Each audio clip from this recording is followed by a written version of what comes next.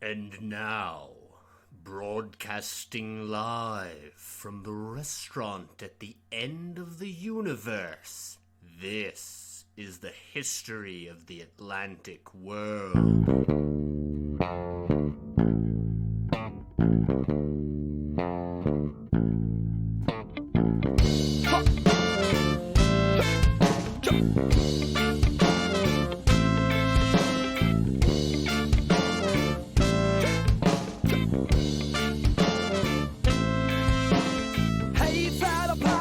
Listen what I say. The captain is a tyrant and I no longer obey. I'm sick of taking orders from the madman in command. So let's drop him on an island and leave him in the sand. Cause it's a mutiny. It's a mutiny. It's a mutiny. And now we're taking over the ship. It's a mutiny. It's a mutiny. Hello, and welcome. This is the Chroniclers, which is episode 1.5 of Rise of the Conquistadors. I am Jesse Wiest, and thanks for listening. Now, in today's episode, we're actually going to kind of return where we left off, way back at the end of episode 1.3, and return to talking about the goings-on of the Chronicles written by Gomes Cains de Zurara, the Portuguese historian and Prince Henry's basically personal propagandist, whose work, The Chronicle of Discovery and Conquest of Guinea, is going to greatly enlighten us as to what's going on with what's happening when the Portuguese conquistadors begin to voyage to Africa, even though if the Chronicle itself is going to contain very little discovery and, frankly, even less conquest. We're also going to dive into the voyages of Cadamosto, written by the Venetian trader Alois de Cadamosto, who sailed for Henrique near the end of the prince's life, and his account of Africa, written just 8 years after Zurara's is finished, is going to show us just how quickly the relationship between Europeans and Africans was transformed from one of adversarial to partnership. And I should say the rulers and elites of these countries. Beyond that, examining Zurara and Cadamosto side by side is going to let us contrast the two, and that lets us see how important it is to know as much as we can about our historical authors as possible. Who writes history matters. Now, since we know a good deal about Zurara already, let's meet Alois de Cadamosto, and I think the best way to introduce Cadamosto is to let him introduce himself. And this is from chapter 1 of his voyages. Quote, I, Alois de Cadamosto, was the first of that noble city of Venezia, was moved to sail the ocean sea beyond the Strait of Gibraltar, towards the south, in the land of the blacks of Lower Ethiopia. On this my journey, I saw many things, new and worthy of some notice, in order that those shall come after me might be able to understand what my thoughts were in the midst of varied things in strange and new places. For truly both our customs and lands, in comparison with those seen by me, might be called another world. I decided, therefore, that it would be laudable to make a record of them. As my memory shall serve me, so shall I set down these matters with my pen. And if, as the facts require, they should be things not ordinarily reported, nonetheless, they shall not want absolute truth in every respect. For as I prefer rather to understate rather than to relate anything which exceeds the truth. Unquote. Now, if that doesn't get you interested in what Cadamosto has to say, then I don't know what will. Not a lot of sources from the 15th century actually viewed the world in the same way that Cadamosto does, and so we can glean a lot from his accounts. But with that said, his voyages take place in the 1450s, and we've got some ground to cover with Zurara before we get there. Now, of course, before we do that, I think I better take just a minute or two to do some shameless self-promotion, you can follow along with History of the Atlantic World podcast on Facebook by searching for Atlantic World History. You can also look for us on Twitter at Atlantic1492. And like I said last episode, I finally figured out that the best way to put up maps, I think, that correspond with different episodes is probably to make an Instagram account. And so you can do that if you want by searching for Atlantic World Podcast. That's all one word. Now, one final bit of promotion, if you don't mind, I'd also like to thank those who have contributed to the podcast Patreon page. Wow. That's really awesome. I appreciate your support immensely. Of course, episodes of the podcast, I'm always going to keep them free, but I also, of course, will welcome donations. And if you could donate $1 per month, which would be about one episode per month, that would be really appreciated. Anyway, you can find a link to that on SoundCloud if you want, which is where the podcast is hosted, or by visiting patreon.com/Atlantic World. At any rate, now, I wrote this episode and the one before it, 1.4, at basically the same time. So I didn't really have time to wait for a lot of corrections. So those will return for next episode. But I do want to say I feel like I'm going to try not to do what I just did again. I feel like if I had not split this episode up halfway through, I would have had it a little more organized in retrospect. But at any rate, if you notice any mistakes or you think I'm wrong about something, please feel free to say so. And if you want, you can do it at historium.org, where you can find the topic I've created about the podcast called History of the Atlantic World. And you can, while you're there, you could also find all sorts of other fun historical topics to spend some time talking about with other history nerds if you want. Now, with that said, let's return to Zurara. Now, we left off with his chronicle of the conquest of the discovery of Guinea in the aftermath of a slave auction, the first of its kind in Portugal, according to him. In the aftermath, the conquistador named Lanzarote was knighted by the Infant for this successful mission, which resulted in the capture of, I think, almost 250 slaves, which were sold and divvied up in Portugal. It was without a doubt a great victory from the perspective of Henry, the crown, and other Portuguese elites involved in the expeditions to Africa. And while we might be repulsed by the description of families being ripped apart and sold, Zurara considered this a success.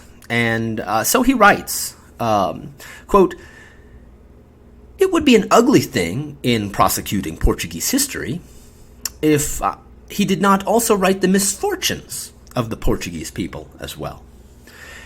And in the year 1444, sometime after the return of Lanzarote and the sale of the slaves, Zurara tells us that the Infant armed another caravel. He gave it to a squire brought up from early youth in his household, one Goncalo de Sintra, and made him captain. He admonished de Sintra that he should go straight to Guinea, and this de Sintra did, bringing his voyage to Cape Branco, quote, "like a man envious of obtaining fame, and desiring to win for himself advantages above the others who had preceded him." And after that, he told the crew that what he wanted to do was go to the Isle of Arguim, which is near Cape Branco. And now, others on the expedition disagreed. They said that this wasn't what the Infant, they remembered the Infant saying, it was going beyond his command, and that they should continue onwards to Guinea. But Goncalo desisted in protesting his protesting men. According to Zurara, he argued that, quote, "the injunctions of lords were not always to be strictly attended to," unquote. And I think that's kind of a common attitude amongst a lot of these fidalgos. Once they're out and about in the world, far away from rule, they start wondering, maybe I should be the one in real charge. The captain's will ruled the day, as it was, though, and they did stop. De Sintra's expedition carried along with it an enslaved Azanagwe boy, and he was to serve as the interpreter. De Sintra, though, and whoever else was in charge of watching over the boy, did not do a very good job of this. And the next night, he escaped. And he joined, quote, those dwellers on the island, to whom he gave information of all he knew about their enemies, unquote. And the Azanagwe villagers with this information apparently developed a plan of their own. And they set this into motion the next day, because that's when a man appeared on the shore, and he began to show his desire to board the ship, telling the conquistadors that it was on account of the great longing and regret that he had, that his relations and friends, who were now in the realm of Portugal, having already been captured, and that he wished to join them. And in fact, quote, he would be very content to endure a life of slavery in Portugal, if only he could have sight of them again, unquote. Now, with this speech, and mind you, I don't actually have any idea how the man communicated with Disintra and the conquistadors, since the boy had escaped, but I assume either another translator was on board, or at least one of the other Portuguese conquistadors on Disintra's voyage must have known some Arabic, and they could communicate with what was going on. Now, we should keep in mind, too, that it is also possible that the man had learned Portuguese from John Fernandez, who we'll talk about. At any rate, the man was not being honest with his intentions, and on the second night after his arrival, he too escaped, despite a small guard which had been placed upon him, and he made his way out of the caravel, quote, so softly that he was never perceived, though in truth, Zurara tells us, the conquistadors had pretty well forgotten all about him, unquote. Well, that seems like a really bad run of luck to me, if all that is accurate. Either that or Disintra and his men were just all completely just plastered drunk, maybe. And if that's true, that doesn't look too good for Disintra and his leadership capabilities. Though, because of that story, it really makes me wonder a little bit, and we should keep this in mind, that it is possible that Zurara is making that up a little bit just to make Disintra look bad. Now, I don't think that's the case, but it's a possibility to consider for reasons that are going to be apparent as we continue the tale, and also because we know Zurara is a shameless propagandist. Now, the men discovered that the Moor had escaped the next day. And realizing that they had been deceived, a number of them on the expedition again beseeched Disintra to turn away from Arguim and to head south to Guinea, like Henry wanted us to do. Quote, for look, said they, how we have been discovered in both islands, whither we have gone, how the youth has escaped from us, how one Moor by himself has come to befool us. Of a surety, we are not the men to accomplish any great action, unquote. But to this Goncalo de Sintra responded, then may I perish in these islands, for I will never depart hence, till I have performed some exploit so signal, that never shall one like me, nor yet one more noble, come here and accomplish a greater deed or perform it better than I. In spite of his men, Goncalo steered the caravel towards the nearby island of Nar. But as all the islands are near to one another, Zurara tells us the Moors were able to move quickly about in their canoes, and that everyone in the islands were at once aware of the Portuguese approach.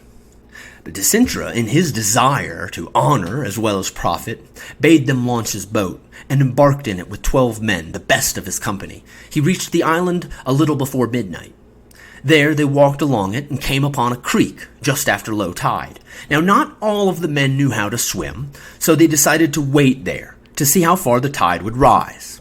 Now, during their stay at the creek side, they either overslept or miscalculated how high the tide was going to rise, because according to Zurara, they were unable to retrace their steps because the water was so high at high tide. They were forced to spend 2 or 3 hours of the day before the water fell enough back so that they were able to kind of regain their bearings and figure out what was going on. Now, the Moors, meanwhile, had spotted the party at dawn, but they did not attack for a long time afterwards, quote, hoping that they would come further into the country so that they might seize them more readily, unquote. But as they realized that Disintra and his 12 men did not intend to do this, instead they fell on them altogether, as upon a vanquished party, And as in the fight they were very unequally matched, the enemy was apparently well over 200 in number, and Decintra and his men just 12, and without hope of succor. They were easily overcome, is what Zurara tells us. There, Goncalo Decintra was slain. His poor captaincy ended, quote, not like a man who had forgotten his courage, but inflicting great injury upon his enemies. And the others there perished 7. They all died fighting, without one of them turning back, unquote. Well, that's good. At least he died fighting like a man. Now, the remaining 5 who lived and escaped returned to the caravel and shortly made sail back to the Kingdom of Portugal. Quote, for after such a loss, they had no inducement to do anything else, unquote. Now, after this, Zurara gives his reasons for including the tale of Goncalo Decintra, and they stand out as basically trying to accomplish 2 things. Now, the first is really pretty obvious, I think, if you think about it. Zurara is plainly telling future would-be conquistadors to know, this is what will happen if they aren't loyal to Henry. Karma's a bitch, am I right? The second is a little more practical. Zurara also has a bit of advice, or I guess he has 7 pieces of advice, and here I'm just going to read them to you. Now, the first is that no captain who had a superior, and from whose hand he receiveth his charge, ought in any way to transgress the mandate of his lord or master. The second thing is upon captured hostages and interpreters from a foreign land, a special guard should ever be placed upon watched over them with great caution. And ill results that lately followed from the neglect of this are evident. The third thing is that when an enemy throweth in his lot with the captain, the latter ought not to trust him, but should rather keep a diligent lookout, and hold his coming suspicious until the final victory be won. The fourth is that we should hearken to the counsel of those who are in our company and give us profitable advice. For, saith the Holy Spirit, there is safety in a multitude of counsels. And fifthly, that when our enemies have certain knowledge of our power and intentions, we should beware much of invading their land. For a captain's chief duty, as regardeth his enemy, is to conceal from them his force, and the contrary leadeth only to his own destruction and that of his men. Sixthly, that we should take much care not to be discovered on a coast where we would make an inroad. And the 7th conclusion I draw from the above event is that no man who cannot swim should cross rising water in a hostile country. Unquote. Now really, that's all, I guess, pretty good advice. Now the Portuguese continued sending expeditions south into Africa, to Cape Branco, to Arguim, to the fabled Rio de Ouro, or what we would call the Senegal River. And in fact, 3 ships went to that river in the same year as Decintra's expedition occurred. The ships voyaged jointly together, with orders to, quote, see if they could bring the Moors of that part to treat of merchandise, but if they were not able to accomplish aught or to do business with them except in the matter of one old Moor, unquote after that. Now, they were unable to accomplish aught or do business with any of them except one old Moor, who of his own free will wished to come and see the infant. Now, Zurara tells us that this man received great rewards according to his quality, and then was afterwards sent back to his own country.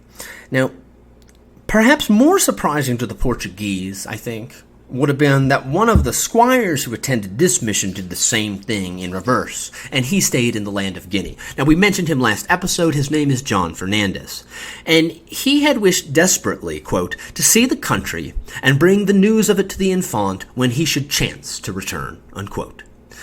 Expeditions followed quickly after this, for in the aftermath of Lancelot's capture of more than 200 slaves, the Portuguese and Henrique were spurred onwards. Masaya, more over there. And that's why Nuno Tristan, of whom we already spoke way back in episode 1.3, well, he makes another voyage to Africa. And when he did, he arrived with his caravel near the islands where Lancelot in earlier time had made his booty at Arguim, and anyway, to see if he could also make a capture.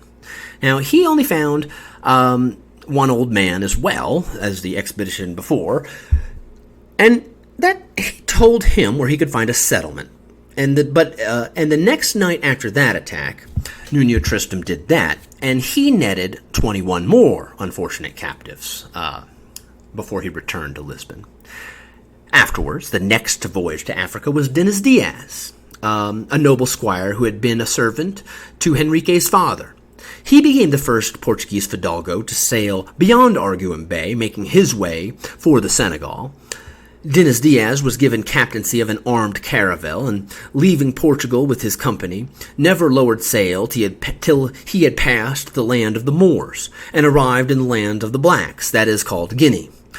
Zurara enlightens us a bit to the growing Portuguese knowledge of Africa, and he acknowledges that in the past, while he had called parts of northwest Africa Guinea, the lands farther south which Dinis Diaz traveled to were very, very far, and very different than what most, if not all, of the previous Portuguese explorers had seen. And this really was Guinea. He was serious this time. Arguim Bay, sure, that wasn't the Rio de Oro, but the Senegal definitely is. Now, and unlike the places before which, he had called Guinea before, and out of excitement, Diaz's expedition did encounter people who, which previous expeditions had not seen. Zurara tells us that the ship was voyaging along the sea, those on land saw it and marveled much at the sight. For it seemeth they had never seen or heard or speak of the like. Some of them supposed it was a fish, while others thought it to be a phantom. Others again said it might be a bird. And after reasoning thus, 4 of them were bold enough to get into a small boat made out of one hollow tree trunk, and they came a good way out towards where the caravel was pursuing its course, and those in her could not restrain themselves from appearing on its decks. But when the negroes saw that those in the ship were men, they made haste to flee as best they could, and though the caravel followed after them, the want of a sufficient wind prevented their capture.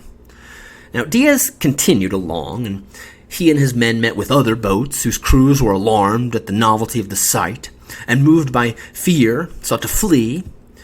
But because the Portuguese had a better opportunity than before, Zurara tells us they captured 4 of them, and these were the first to be taken by Christians in their own land.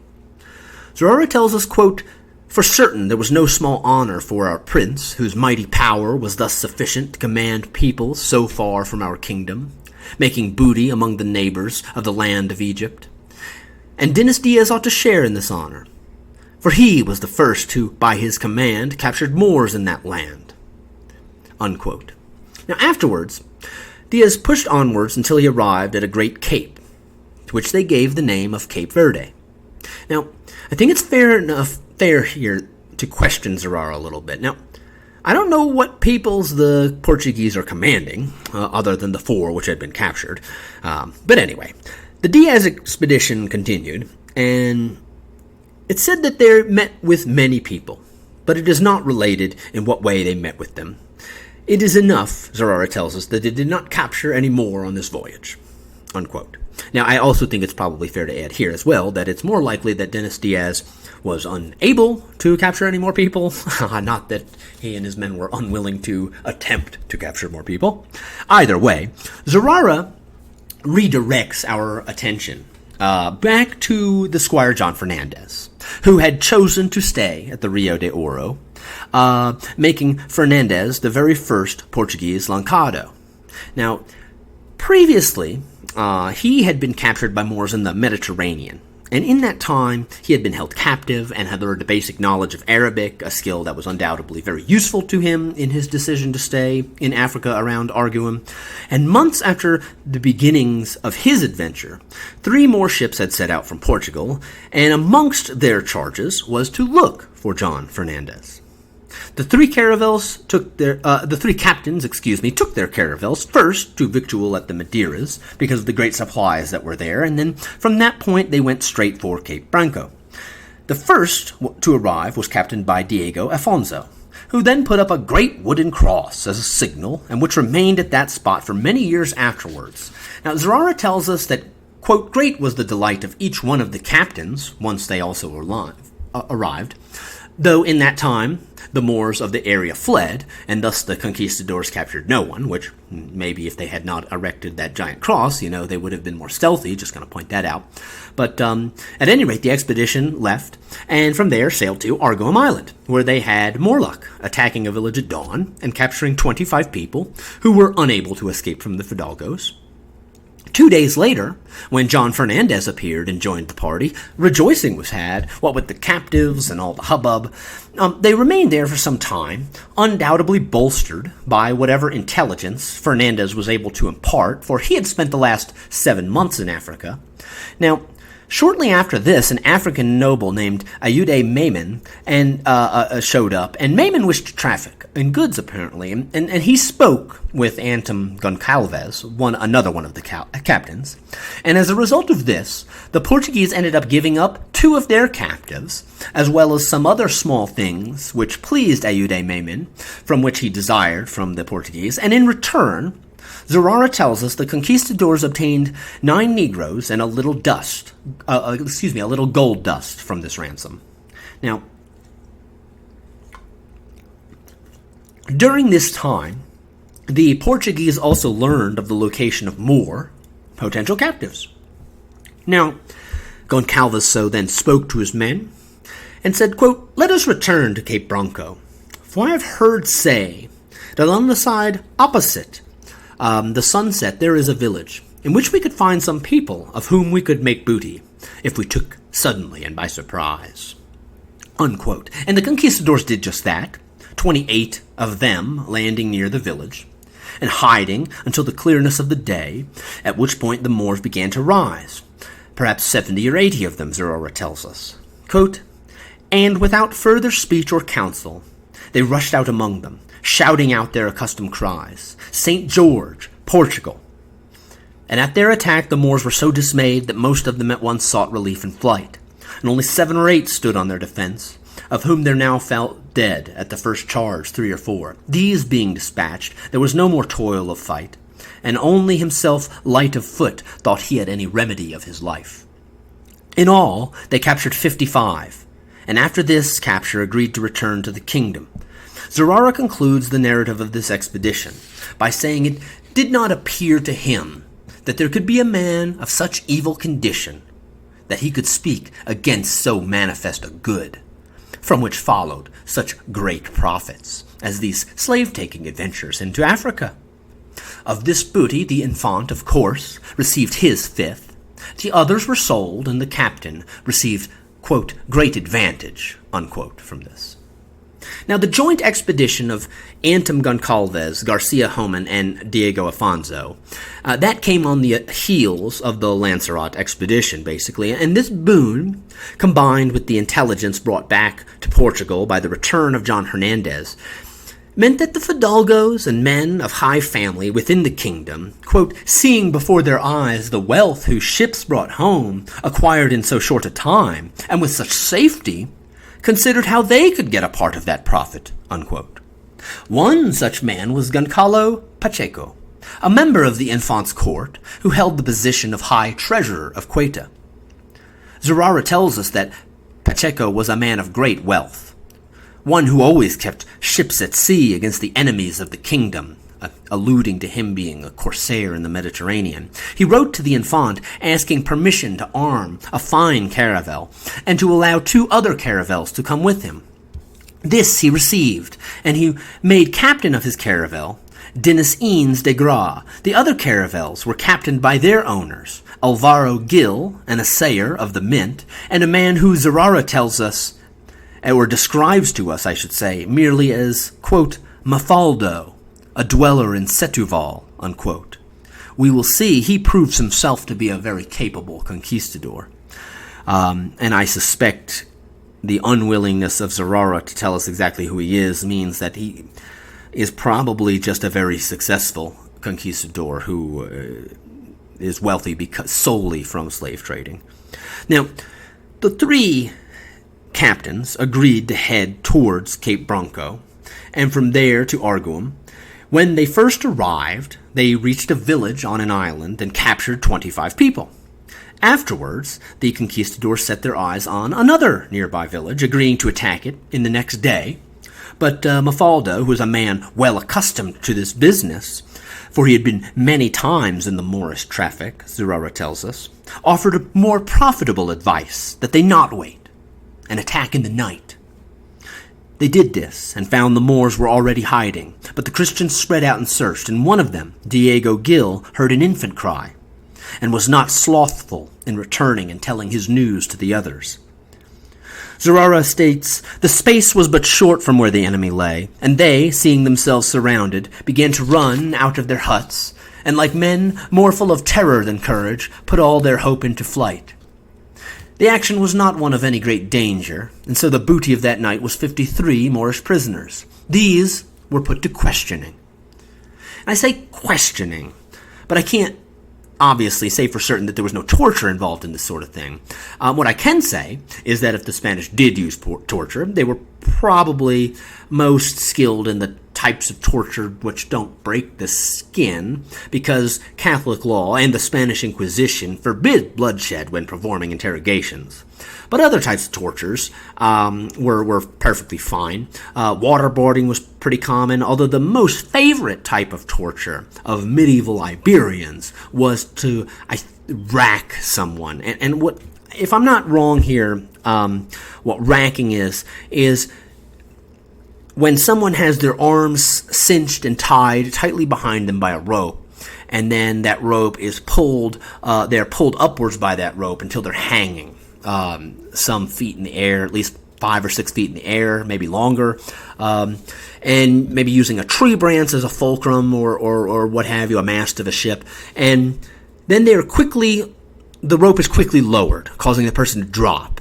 And then someone catches the rope just maybe a foot or two before the victim hits the ground, which causes their shoulders to pop out of joint violently.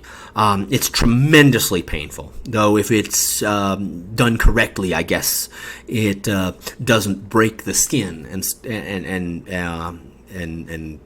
so it was acceptable to Catholic law.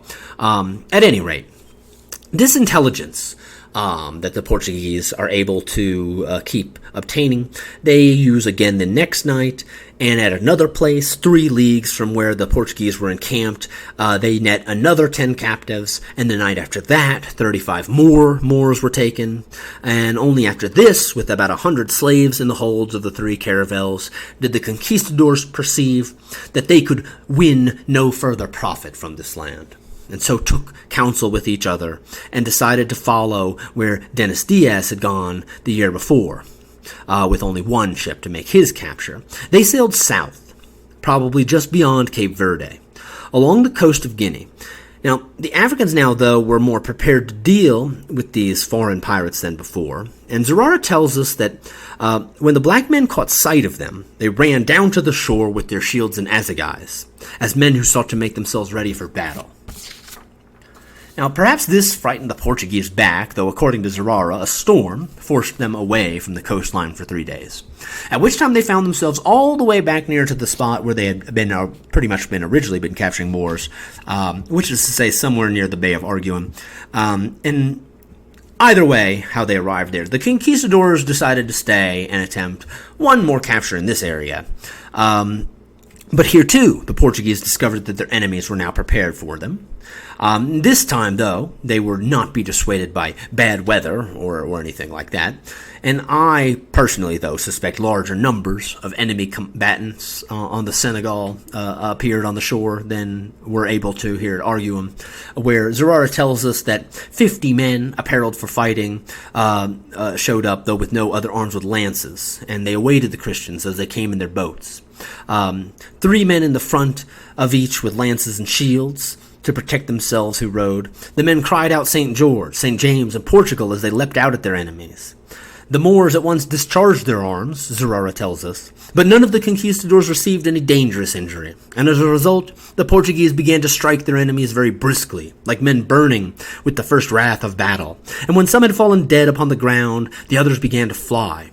4 or 5 of those Moors became utterly weary, and so when our men came up with them, they sought the last remedy for their safety, and they threw themselves on the ground, as they besought mercy. And this they obtained. More especially, because if they had been killed, the profit would not have been so great, Zurara tells us.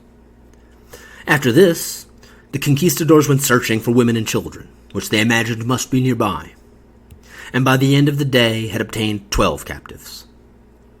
The Portuguese remained in the area too long to escape reprisals, however, and the next day, on another nearby island, some of them were ambushed by Moors who had arranged themselves behind 3 mounds of sand before they came out stoutly, like those who sought to avenge the captivity of their relations and friends. Sweet pearl mother, Zurara's metaphors are just the worst, aren't they? And I was letting them go for a little while, but this is just terrible. Jesus, wow. Somebody please send that guy to 8th grade comp lit or something like that. At any rate, a battle ensued, and the Christians retreated back towards their boats, and the Moors followed an attack. Once there, a number of the conquistadors escaped safely into the boats, but one of the vessels, the largest, was unable to be launched like the others.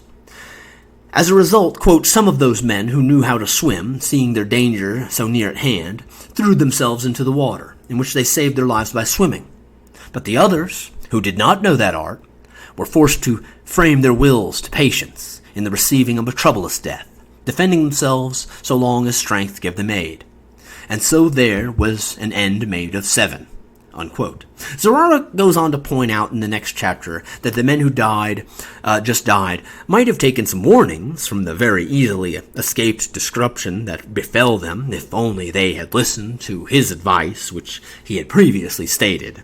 And I have to say he's probably right, and I really hate saying that. And I hate saying that specifically because Zurara is a terrible writer, especially when it comes to metaphors. But needless to say, once the men in the remaining boats and those swimming back were recovered, the expedition sailed back to Portugal. Now, by now, we've crossed well into 1445. And the expeditions we've discussed so far were probably the very first Portuguese caravels to see the River Senegal, or what they call the River de Oro. Now, if I remember correctly, I think I misattributed this to a previous conquistador who believed that he had reached the Rio de Oro. But if I did that, I was wrong. And if so, I believe what that conquistador, I don't remember his name, thought was the Rio de Oro was probably the Bay of Arguim. And he probably thought that was the mouth of the Rio de Oro.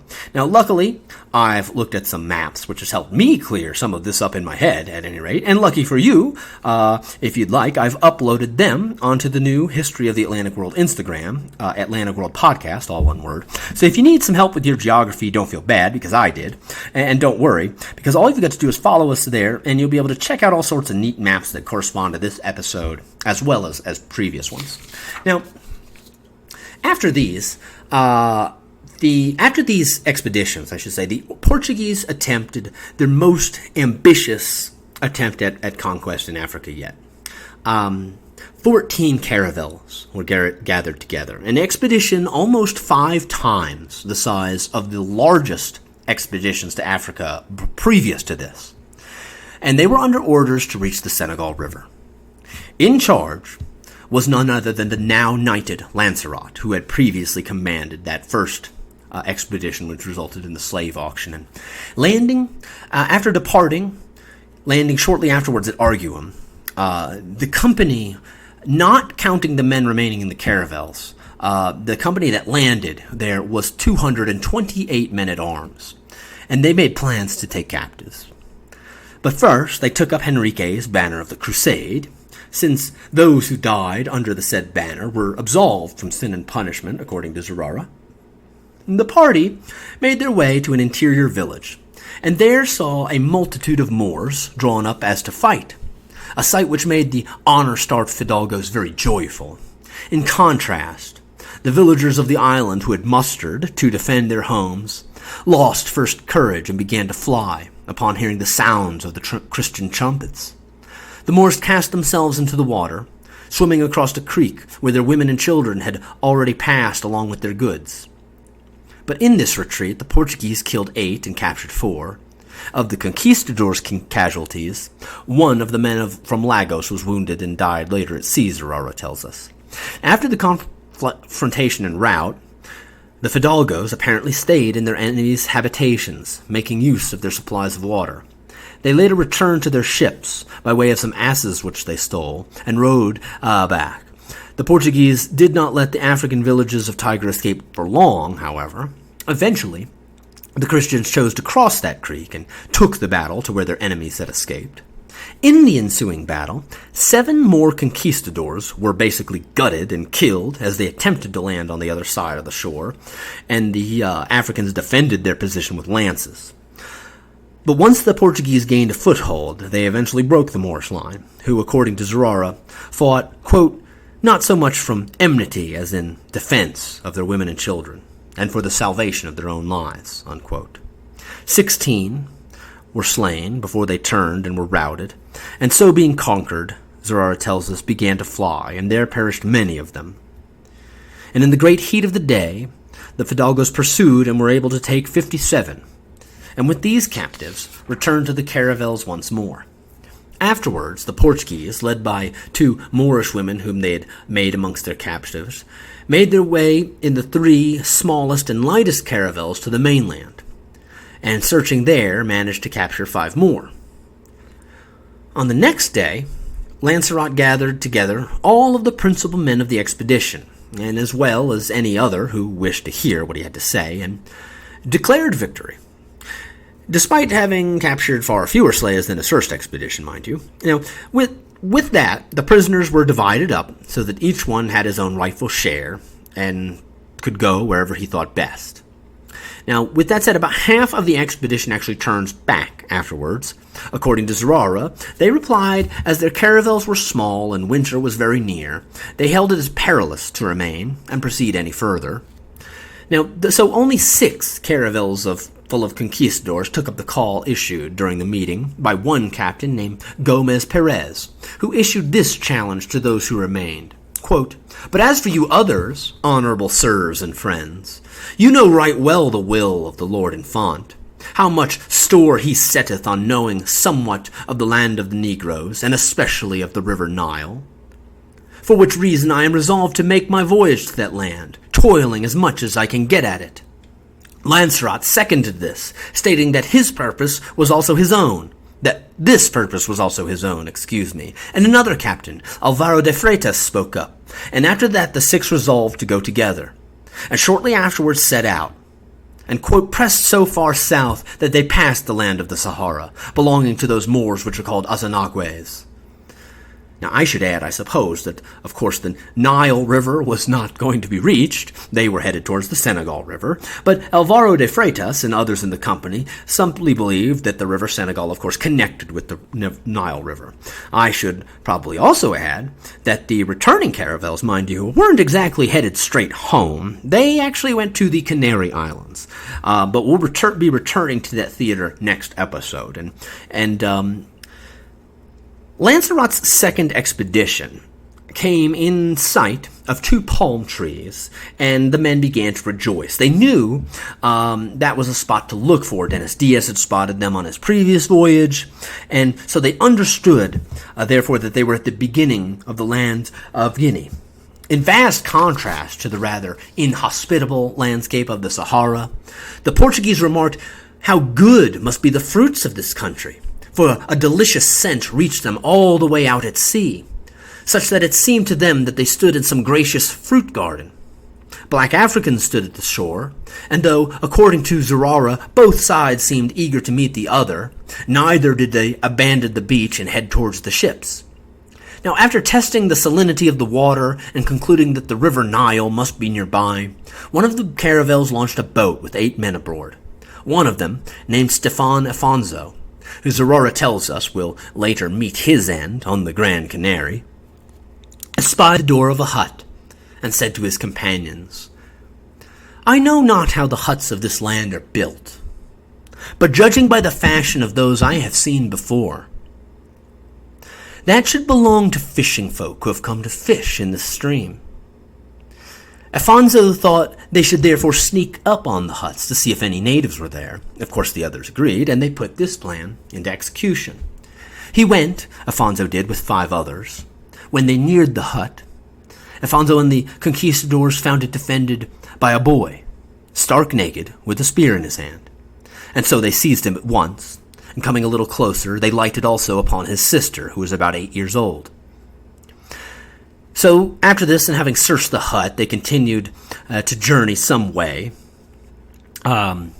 securing the children, I should say, as well, onto the ship. And during this time, Afonso heard the blows of an axe, or some other iron instrument, and they thought someone might be carpentering upon a piece of timber. And when they saw him, they decided to sneak up on him. Now, once the 6 conquistadors moved into position, Stefan Afonso crept forward behind the carpenter. And what with the careful guard that he kept, in stepping quietly, and the intentness with which the Guinea labored at his work, he never perceived the approach of his enemy until the latter leapt upon him. And I say leapt, since Stefan Afonso was of small frame and slender, while the Guinea was of quite a different build. And so Afonso seized him lustily by the hair, Zurara tells us, so that when the Guinea raised himself erect, Stefan Afonso remained hanging in the air with his feet off the ground. The carpenter was a brave and powerful man, and he thought it a reproach that he should thus be subjected by so small a thing. But though he struggled very hard, he was never able to free himself, so strongly had his enemy entwined himself in his hair, that the efforts of these 2 men could be compared to nothing else than a rash and fearless hound who had fixed upon the ear of some mighty bull. Holy Gomez Consde Zurara, Batman, that is a fucking metaphor. Wow. I'm not gonna lie, that really makes up for some of the garbage attempts at metaphors that this guy's done so far. Holy cow. I mean, really. Zurara can come through in the clutch with some timely prose, and I know that for a fact that in the pre-modern age, carpenters were some super strong dudes in general. They didn't have power drills back then, and I don't know if you've ever used an auger, but let me tell you, doing so will get you man muscles. I digress for a bit. Excuse me. I get a little excited talking about pre-modern carpentry and also about metaphors. Now, returning, if I may, to Zurara, who continues, the endangered carpenter could not free himself from Afonso, because Afonso's companions came upon them and seized the Guinea by the arms and neck in order to bind him. And Stefan Afonso, thinking that he was now into custody and in the hands of the others, let go of his hair, whereupon the Guinea, seeing that his head was free, shook off the others from his arms, flinging them away on either side, and began to flee. Zurara tells us that though the Fidalgos attempted to pursue him, the man's agility and knowledge of the undergrowth gave him a great advantage, and so he escaped. But life can be very, very cruel. The carpenter went free and went home with the intention of saving his children and taking his arms, which he had left with them. But all his former toil was nothing in comparison to the great grief which came upon him at the absence of his children, whom he found gone. Missing, of course, from the same fishing hut that Afonso and the others had taken the boy and girl from earlier.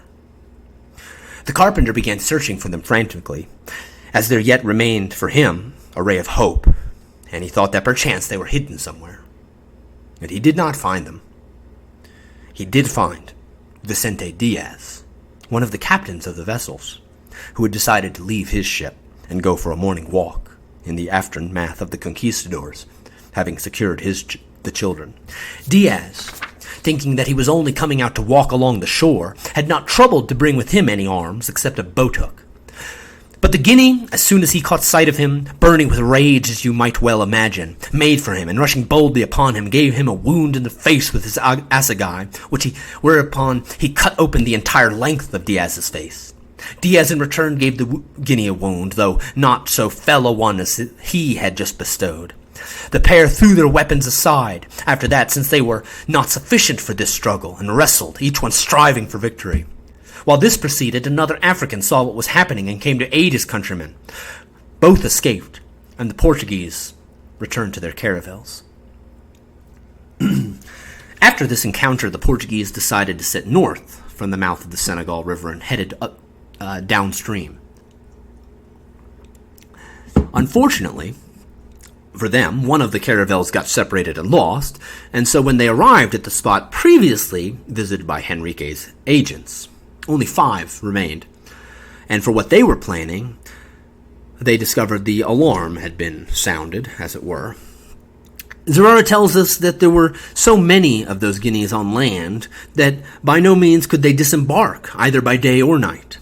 One of the remaining captains, Gomez Perez, attempted to therefore trade peacefully, and he placed upon the shore a cake and a mirror and a sheet of paper, upon which he had drawn a cross. Now, Zurara tells us that when the Africans came upon those things, they broke up the cake. They threw it in the way.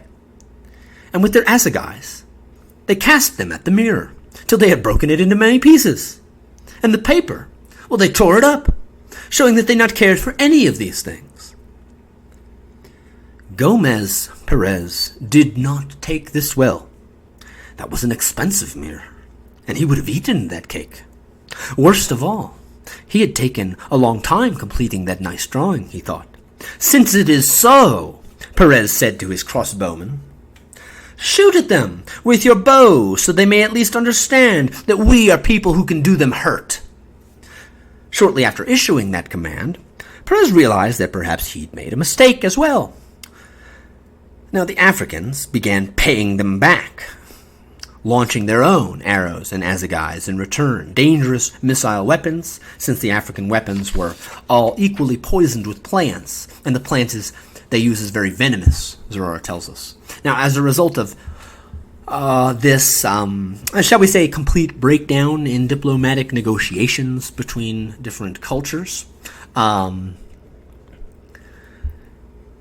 the Portuguese did not dare enter into the river, as they had previously planned. And in fact, 2 more ships left.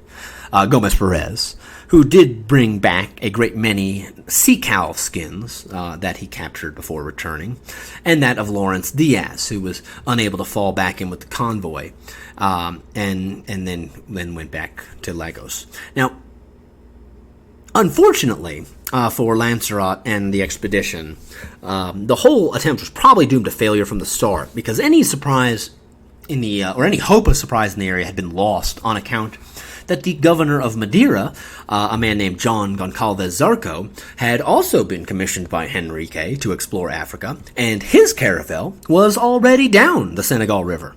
And with his caravel having arrived before Lancelot's expedition, that is the reason why Lancelot and the others found the riverbanks basically crawling with alerted and not very happy African soldiers upon their arrival. And if I may, for a moment, break away from Zurara's account of the Lancelot's expedition, I think I might as well catch us up with what Zarco has been up to. And also because I just have fun saying Zarco. Now, I'm not sure whether or not Zarco and Lancelot knew of each other's expeditions, but they were both sanctioned by Henrique.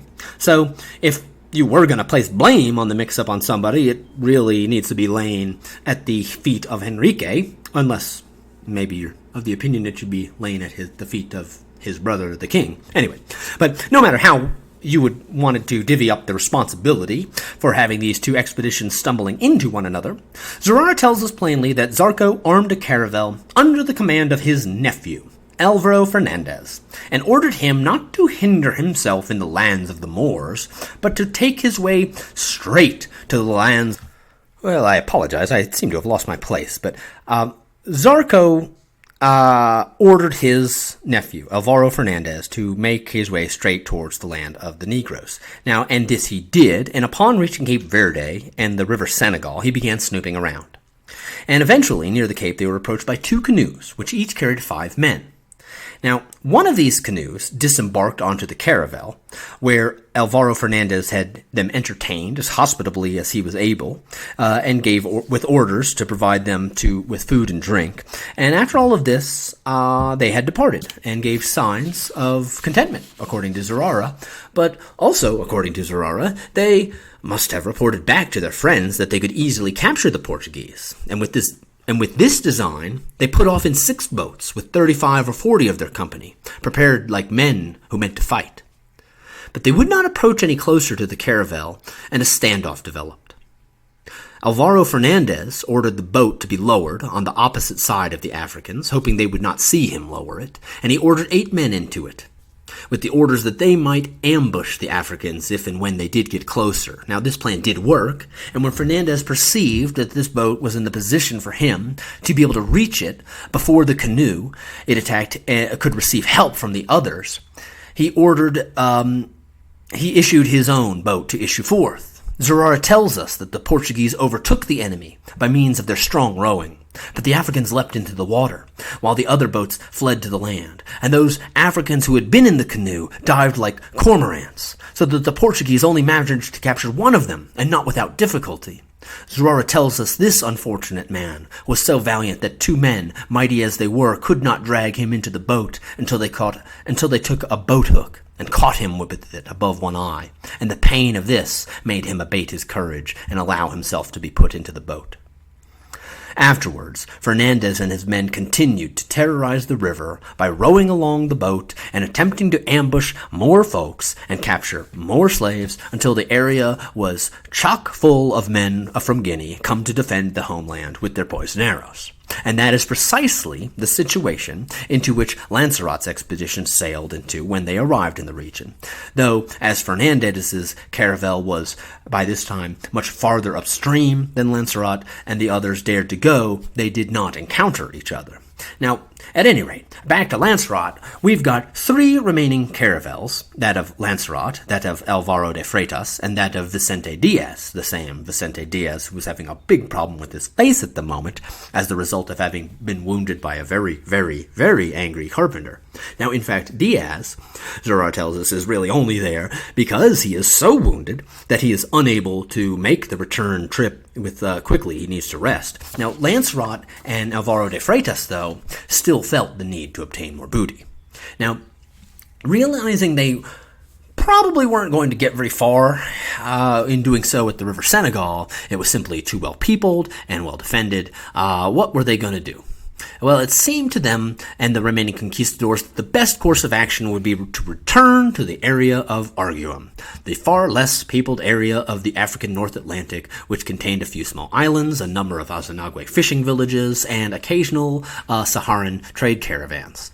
Now, once they arrived back, they made their way towards Tyre, and where they embarked from the ships, and while on land, they spotted a track of men who had passed that way, and also, to them, the track seemed fresh, and they discovered also the footprints of women and children. So they followed these tracks, and after a very great distance, finally spotted the Moors. Zurara tells us that the fate of these poor fisher folk, once the conquistadors leapt into battle against them, was, quote, "The Moors endeavored to offer a defense, and in the brief space learnt the error of their sect. And for without any pity our men killed them very speedily, insomuch there remained no more than 12, whom they took back as prisoners." Unquote. The conquistadors were particularly pleased with this, since although the sum of captives was smaller, the number of shares was far fewer likewise. Having obtained that booty, Zurara tells us that the expedition then made their way to another island in Arguim called Serena, and there, when the sky was covered by shades of night, they launched their boats and embarked. Lancelot ordered the boats to make their way along the water, and although at first they spotted nothing, Lancelot heard an ass bray. "Meseemeth," he said to the others, "I hear the bray of an ass, as though some pleasure were in store for us, for perchance it is God's will that we should not depart hence without booty." Once the Fidalgos spotted their human prey, Zurara tells us that Lancelot and the other captains were unable to control the desires of their men that urged them to cry out, "St. James, Portugal, St. George. The Azanagues in anguish began to fly, though not all together, nor by one road, but each by himself, quite leaving behind their women and children without any hope of remedy. True, it is that some that were there, who had the courage to show some defense, but these were very quickly dispatched from life. And finally, all of the people that were taken, killed, or all of the people there were taken, killed, or escaped. The booty was 57 additional captured Moors. Finally, then, did the last 3 caravels make an end of that voyage and return themselves back to the kingdom. And so ended the second expedition of Lanzarote. Now, as I said, some of those ships had gotten separated, made trips to the Canary Islands, but we'll also be leaving those accounts. So we're going to get back to that account actually a little bit next episode when we return our attention to the Canary Islands, where the Portuguese conquistadors were going to run headlong not only against the Guanche people, but against the Spanish as well. Now, the Portuguese will never again attempt such an ambitious try in sub-Saharan Africa, but they did continue to send smaller voyages. Dennis Diaz made another one himself. And in fact, after his first voyage, he'd given name to Cape Verde, and Diaz made the trip. Now, Zurara tells us that Diaz, from his experience, from having previously gone to the place, knew that they would easily find Moors more than sufficient to load the ships. But he also tells us that Diaz didn't really know that they weren't going to be so easy to capture. And Zurara tells us they are brave men, full of artifices in their defense. Still, Diaz and his company made their way beyond Arguim, and they sailed south from that point to Cape Verde. Now in Guinea, they disembarked, and after searching the beach for some time, discovered tracks, which led them to a group whom Zurara identifies as Moors. After a chase, Dennis Diaz and his company ended up capturing 9 of these poor people, though of this group they only managed to return 6 to the ship. Zurara tells us actually how the 3 escaped. Quote, "Since women are usually stubborn, one woman of that company began to refuse to walk, throwing herself on the ground and letting herself be dragged by the hair and the legs, having no pity on herself, and over great stubbornness compelled our men to leave her there bound, intending to return for her another day. And as they were going along in this contention, the others began to disperse, some fleeing to one side and some to another, and 2 of them got away, not counting the Moors whom they had already left." Now, besides this just being a little funny, as well as showing the commonplace misogyny that exists in the early modern world, the woman's refusal to move is an act of what historians would call passive resistance. And as we can see from this example, it can actually be a very effective means of resisting enslavement. At any rate, after securing the remaining 6 prisoners, Dennis Diaz and the other conquistadors discovered a nearby village. 20 men disembarked from the caravel and scouted that area, and of these, 14 continued to press onwards after realizing that their enemy was in greater number than they were. The other 6 returned to the ships to get reinforcements. Now, during that time, the remaining 14 conquistadors followed the tracks where they discovered, not long afterwards, an ambuscade which began to disclose itself, says Zurara. About 40 Moors issued forth against the Portuguese very eagerly, who, like men who felt they had victory in their grasp, as well as by reason of their numbers, which were greater.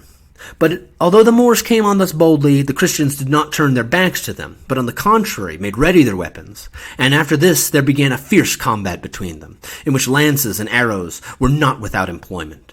The Moors were without armor, and the Christians employed all their efforts in wounding and slaying them, and eventually the Moors began to feel themselves overmatched, and they withdrew. The Moors did not draw off so far that the combat between the 2 sides continued, though, any less fierce. And that was when the second ambuscade sallied forth, with at least 25 reinforcements, arrived to bolster their African allies. and the loud cries did much to revive the courage of their companions, and those Moors of the first combat, though they had previously shown signs of being vanquished, turned again very boldly to renew the struggle, which was very fierce between them. The Portuguese armor was again effective, and again the conquistadors dealt out a number of mortal blows. Reinforcements were also coming from the caravels, and though they were too far to offer aid, the number of casualties and the prospect of facing even more armored warriors caused the Africans to give flight, unable to collect their dead. However, Zurara also tells us that afterwards the Portuguese too returned to their ships to give rest and cure to their weary and wounded. Zurara describes a great victory for the Portuguese, but I'm not sure if the reality was quite that. He doesn't tell us exactly how the number of, for whatever reason, he here does not give us the number of wounded. But they could have been pretty substantial after the fight, and one of the company, a page named Martin Pereira, had toiled hard during the battle, and his shield, though, he does say, was as full as the enemy's weapons, as though it were the back of a porcupine when he lifteth his quills. Now, at any rate, Dinas Diaz and the other captains did not pursue the Africans. Now, and so whether they had received enough injuries to prevent further attempts, or perhaps realizing that larger battles were to lay ahead if they did continue onwards, they stopped, and instead they made their way back to the Kingdom of Portugal. Now, up to this point in 1446, Zurara tells us that 51 caravels had voyaged to Africa under the auspices of Henrique, and they had passed beyond Cape Bojador by 600 leagues, though also at that time the navigational charts were only accurate up to 450 leagues. And the successful Portuguese navigation beyond that point of the remaining 150 leagues was possible by pilots with experience from previous voyages. But experience alone could not dictate success when it came to Portuguese attempts at subduing West Africa. Nuno Tristram made another voyage in 1446, this time seeking to go far beyond his previous voyages to Africa. Tristram had heard the reports of what had been accomplished thus far by the Portuguese under Henrique's direction, and after obtaining permission to make another attempt, he straightway made ready a caravel, and having it armed, he began his voyage, and pursued his course toward the land of the Negroes. And passing by Cape Verde, he went 60 leagues further, and came unto a river, in which seemed to him there ought to be some inhabited places. Now, Tristram's caravel had 2 boats, and he launched both of them. 22 men proceeded up the river, making their way straight towards some dwellings on the right side of the riverbank. Now, when they went on shore, however, as many as 70 or 80 Guineas with bows in their hands appeared on the other side of the river. And they weren't stuck there either. They began operating boats of their own, one of which crossed to the other side, and once they did, began to shoot arrows at the Portuguese men in their boats. Now, the other boats full of African warriors had gotten into their canoes as well, and though they remained on the water, they too discharged, quote, that accursed ammunition of theirs, all full of poison, up to the bodies of the conquistadors. And they held in pursuit of these 2 boats, until finally the much beleaguered Portuguese reached the caravel which was lying outside the river in the open sea. Already, 4 of the 22 were slain by the time they had reached the caravel, and even then the Portuguese could not escape, for the multitude of arrows with which they were attacked made it impossible for them to lift their anchors. 2 more men were wounded by arrows before this was accomplished.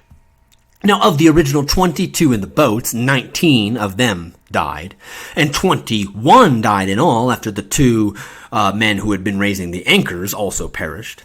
Zurara tells us that this was because the Africans were using poison so artfully composed that a slight wound, if it only let blood, brought men to their last end.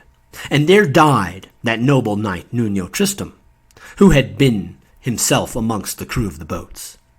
Now, the remaining crew, in fact, were not more than 5 in number, none of whom were adults, except perhaps someone described by Zurara as, quote, a sailor lad, very little acquainted with the art of navigating, unquote. I don't know his age, but I guess he served as captain at this time. His crew consisting of a boy of the infant's household named Arias Tinoco, who went as pursuer, A Guinea boy who had been captured with the first prisoners taken in that land, and 2 other boys, both quite young, who were living with some of those esquires who had died there. And undoubtedly, the trip home was harrowing. The sailor lad's knowledge was so scant that he knew not how to direct the course of the ship, or actually to work at anything of that kind at all, in such a way as to be serviceable. And so, they very slowly and improbably made their way back towards the direction which they believed the kingdom of Portugal lay. And they began dealing with the wounded. And the wounded were quickly becoming the deceased. So these children were obliged to throw them into the sea as they died, and it must have been a life-altering experience. Not one that I think any of us would wish on a child, that's for sure. Zurara spares us, however. He writes, quote, "Not of the feelings that would be theirs when they cast those multitude of waters, burying their flesh in the bellies of fish," unquote. Incredibly, the unlikely crew of young men sighted a ship in the distance, after having gone 2 months without sight of land. As it approached, they became fearful, thinking it might belong to the Moors, but were relieved, however, to find that it was captained by a Christian corsair named Pero Falcom, who did not kidnap them, even told them they were actually off the coast of Portugal and just needed to turn east. Now, afterwards, they were able to arrive at Lagos, and there told the Infant of the tragic misfortune of their voyage, and laid before him the multitude of arrows by which their companions had died. But, undaunted by news of this tragedy, and the lack of success of his first voyage, John Concalves Zarco, the aforementioned captain of Madeira, made ready once more to dispatch that same Alvaro Fernandez, his nephew, with the caravel well armed, and charged him to make his way still further onward, and to toil for some booty by which its novelty and greatness might give testimony to the good will he had to serve the Lord who brought him up. This Alvaro Fernandez did, going straight to Cape Verde, where in the past year they had captured 2 guineas. From that point, Fernandez passed onwards to the south, to a place known as the Cape of Masts, though since it's not called that now, I don't know exactly where they're talking about. Now, regardless, Fernandez decided to put some men ashore for the purpose of seeing that land, and once these 7 had landed, they discovered footprints, which they followed until they reached a well, and found some goats there. But that actually made the Portuguese a little fearful, because they thought the goats were probably left behind at the well because the Africans had perceived they were being followed, and so they went no further. They dared not pursue this course without the advantage of stealth. Now they did, however, dare to continue traveling alongside the beach, and a few days later of doing this they came upon a village, whose inhabitants issued forth like men who showed they had a will to defend their houses. And among them came one armed with a good buckler and an assegai in hand. Alvaro Fernandez saw him, and judging him to be the leader of the band, went stoutly at him, and gave him such a wound with his lance that he fell down dead. Then Fernandez took from him his shield and assegai. Seeing this, the others paused from their aggressive stance, but the Europeans also decided that perhaps discretion was the better part of valor, and withdrew afterwards to their ship. Neither side wanted a battle, it seemed. Alvaro Fernandez and his men were not quite done pillaging the countryside. Zurara leaves little doubt in what Fernandez and his men desired in Guinea on the next day, when they espied some of the wives of those Guineas and captured one of them, who was about 30, they tell us, with a son of hers who would be about 2, and also a young girl of 14 years who had, quote, well-formed limbs and also a favorable presence, unquote. It seems pretty obvious, I guess, to me what Zurara is telling us, that Fernandez and his men were going to rape that 14-year-old girl, and probably also her mother. They ended up capturing another woman as well, before bringing these 4 prisoners to the caravel, and returned once more to the river to try and make some good booty.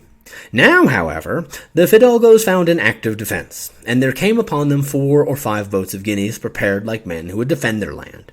And the Portuguese men in the boat were not desirous to try a combat with them, seeing the great advantage their enemies had, and especially because they feared the great peril that lay in the poison with which they shot. And so they began to retreat to their ship. Before they did, one of those boats of Guineas made a shot, and it just so happened to hit Alvaro Fernandez, right in the leg with a poison arrow.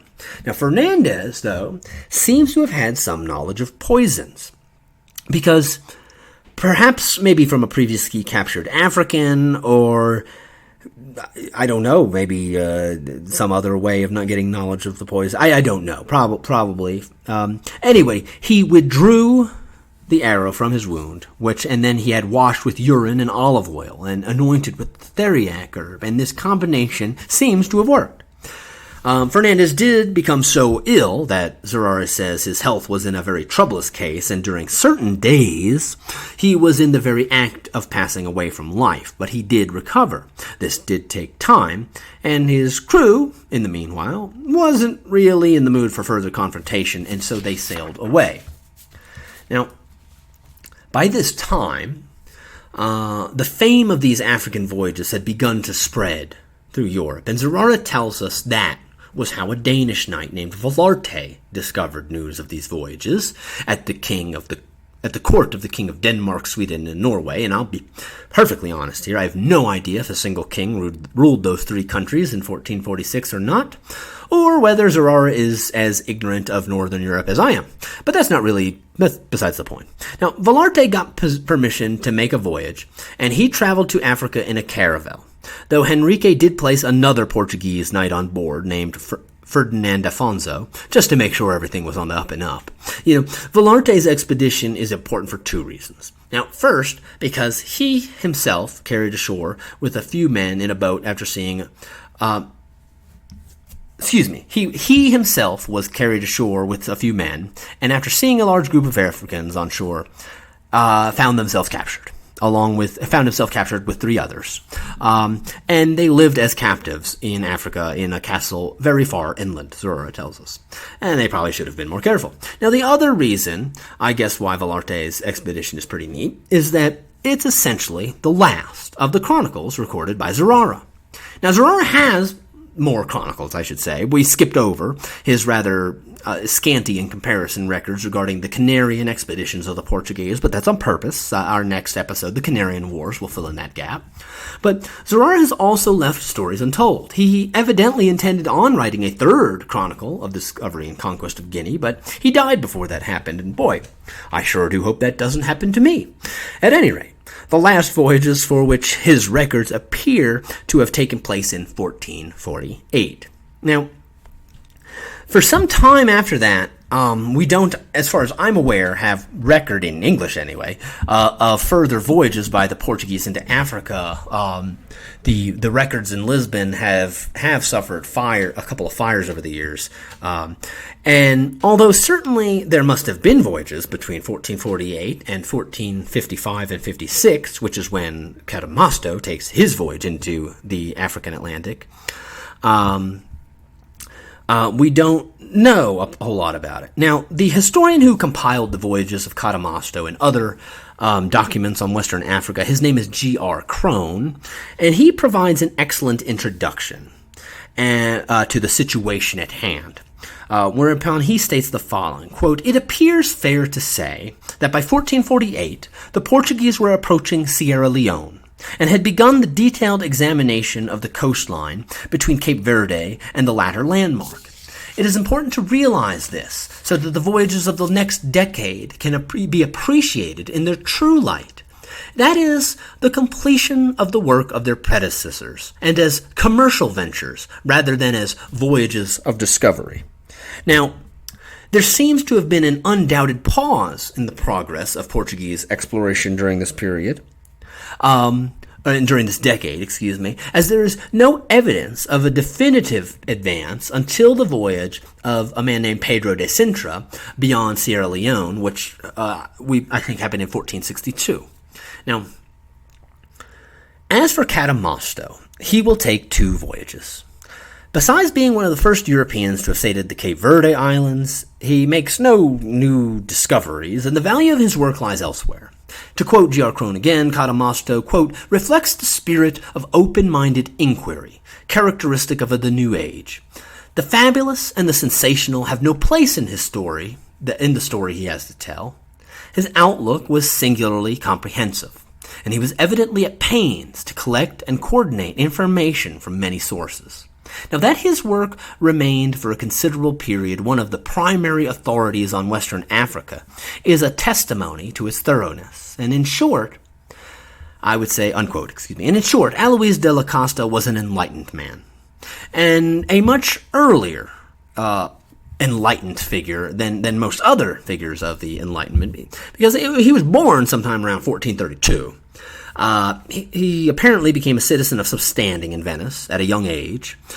Crone says that he acquitted himself creditably at the siege of Verona by the Milanese, and in 1440, and 3 years later, in 1440, 3 years later after that, he was appointed an administrator of the war and mercantile marine. 5 years later, by 1445, he had began trading in overseas voyages, first in the Mediterranean, with Italian business partners, and then out into the North Atlantic. In 1452, he sailed alongside ships from Flanders. Now, the next year, Cadamosto returned to Venice and found his family in need. His father had been involved in a complicated civil suit, which resulted ultimately in 2 hefty fines and his banishment from the territories of Venice. Well, his father must have really fucked up. Now, at any rate, these are the circumstances under which Cadamosto goes to Portugal, where he obtained employment and opportunities for trade under Henrique by voyaging to Africa in 1454, just at the age of 22 years old. Now, Cadamosto sailed from Cape St. Vincent on board a caravel belonging to a man named Vicente Diaz on March 22nd, 1455.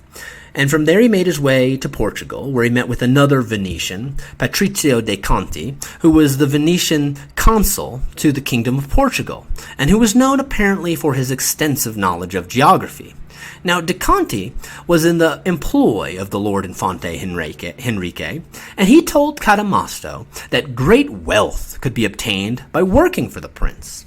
So, de Conti introduced Cadamosto to Antón Goncalves after that, who you might remember as being one of Henrique's fidalgos from a previous voyage, and Goncalves showed Cadamosto samples of sugar from the island of Madeira, as well as other products of the island, including dragon's blood, which is a resin used by Europeans at the time for medicine.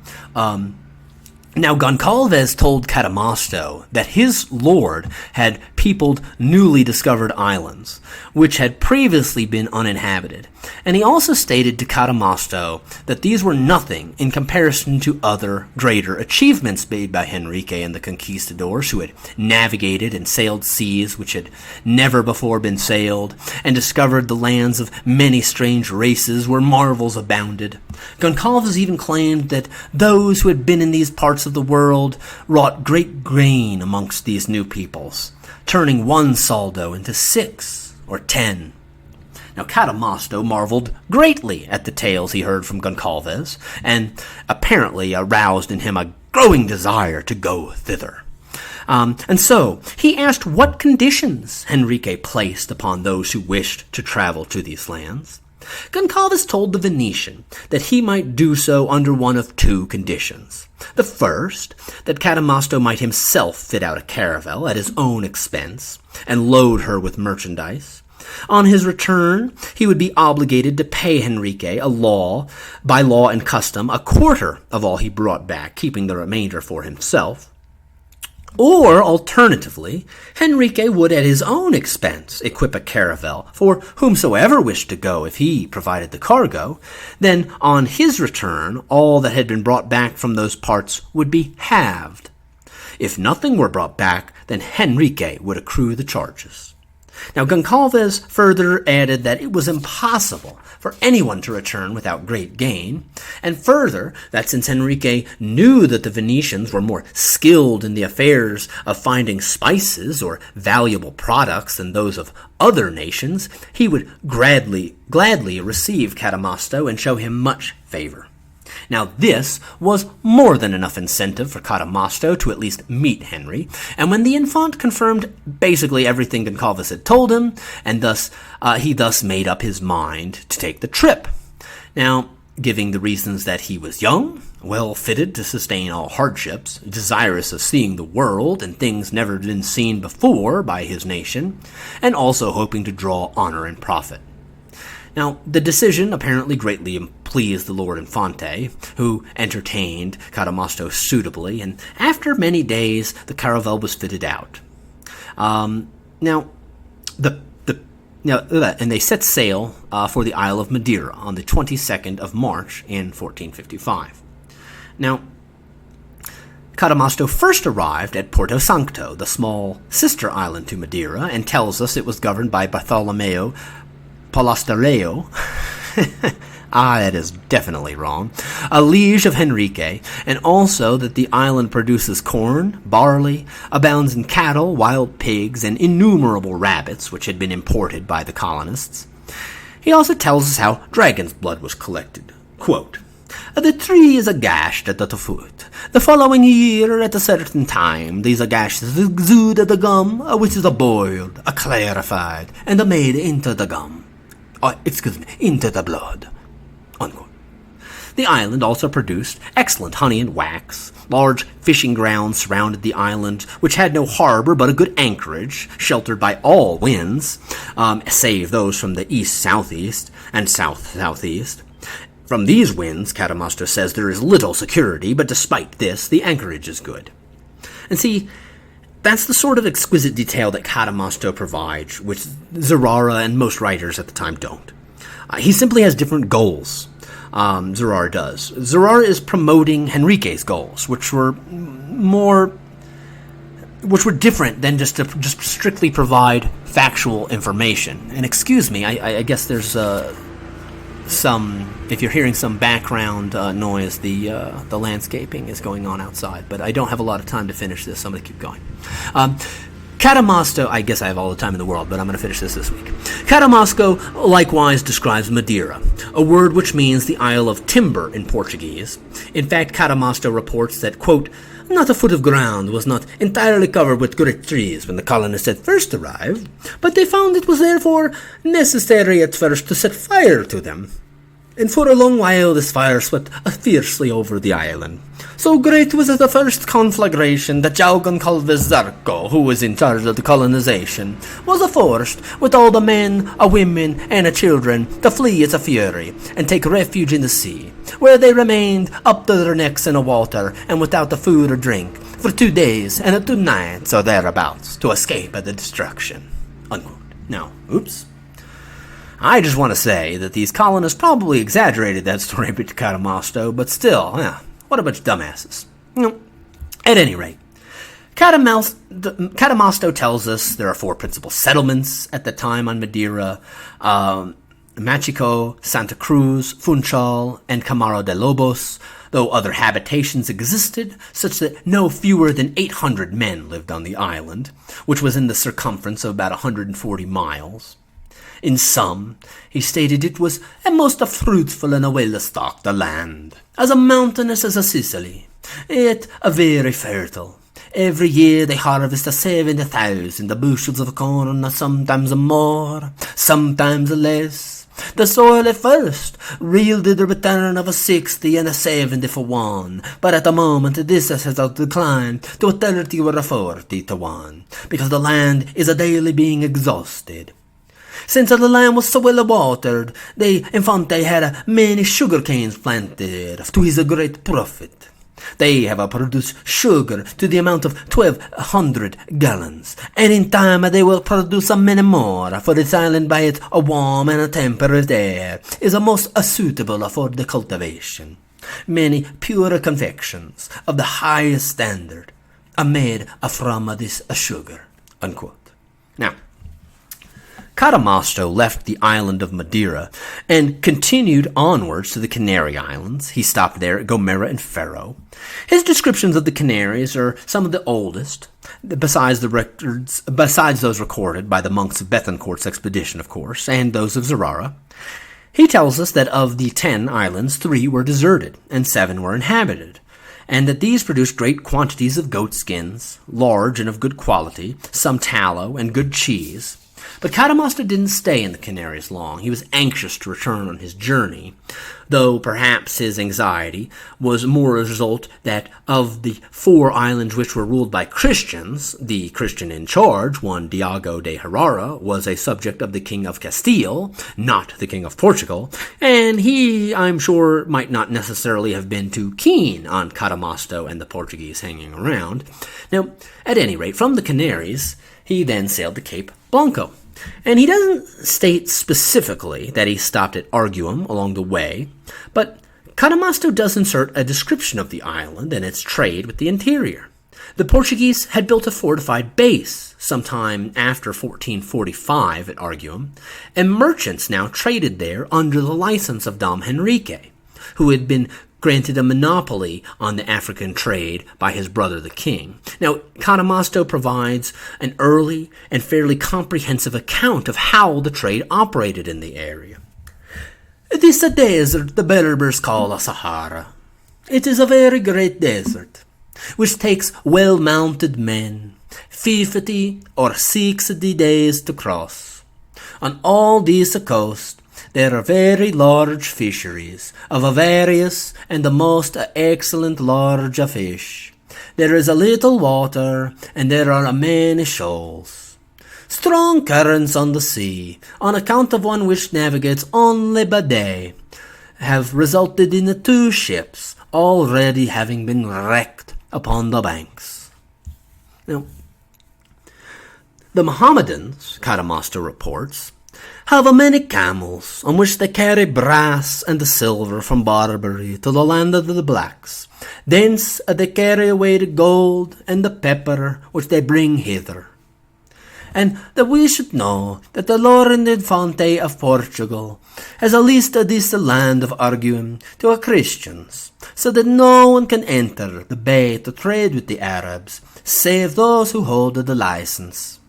These have dwellings on the island, and factories, where they buy and sell with said Arabs, who come to the coast to trade for merchandise of various kinds, such as woolen cloths, cotton, the silver, cloaks, carpets, similar articles, and above all the corn, because they are always short of the food in the desert. They give in exchange slaves, whom the Arabs bring from the lands of the blacks, and also the gold. The Lord Infante has caused a castle to be built on the island to protect this trade forever. And for this reason, the Portuguese caravels are coming and going all of the year to the island. The Arabs also have many Berber horses, which they trade, and they take to the land of the blacks, exchanging them with the rulers for the slaves. 10 or 15 slaves are given for one of these horses. The Arabs likewise take articles of the Moorish silk. They make it in Granada and the Tunis of Barbary, silver and the other goods, and they obtain in exchange any number of these slaves and some gold. The slaves are taken to Waden, which is about 6 days inland by the camel. This place is not walled, but frequented by Arabs, and it is a market where the caravans arrive from Timbuktu and from other places in the land of the blacks, on the way to the nearer Barbary. The Portuguese carry away from Arguim, as a result of this, maybe 1,000 slaves every year. Now, Cadamosto also states, in comparison to earlier years, I apologize for this accent, but I'm going to keep doing it, where violence and barbarism ruled the day. In comparison nowadays, Cadamosto says that Portuguese caravels would come in the night and descend upon the fishing villages to kidnap the people. But at this time, well, that used to happen, Henrique did not permit further hurt to be done to any. And that lets us know something that's, I think, important. The Portuguese found far greater wealth within Africa by trade than by war, even at Arguim. Now, Cadamosto gives us special insight into how gold and salt were traded within the Sahara.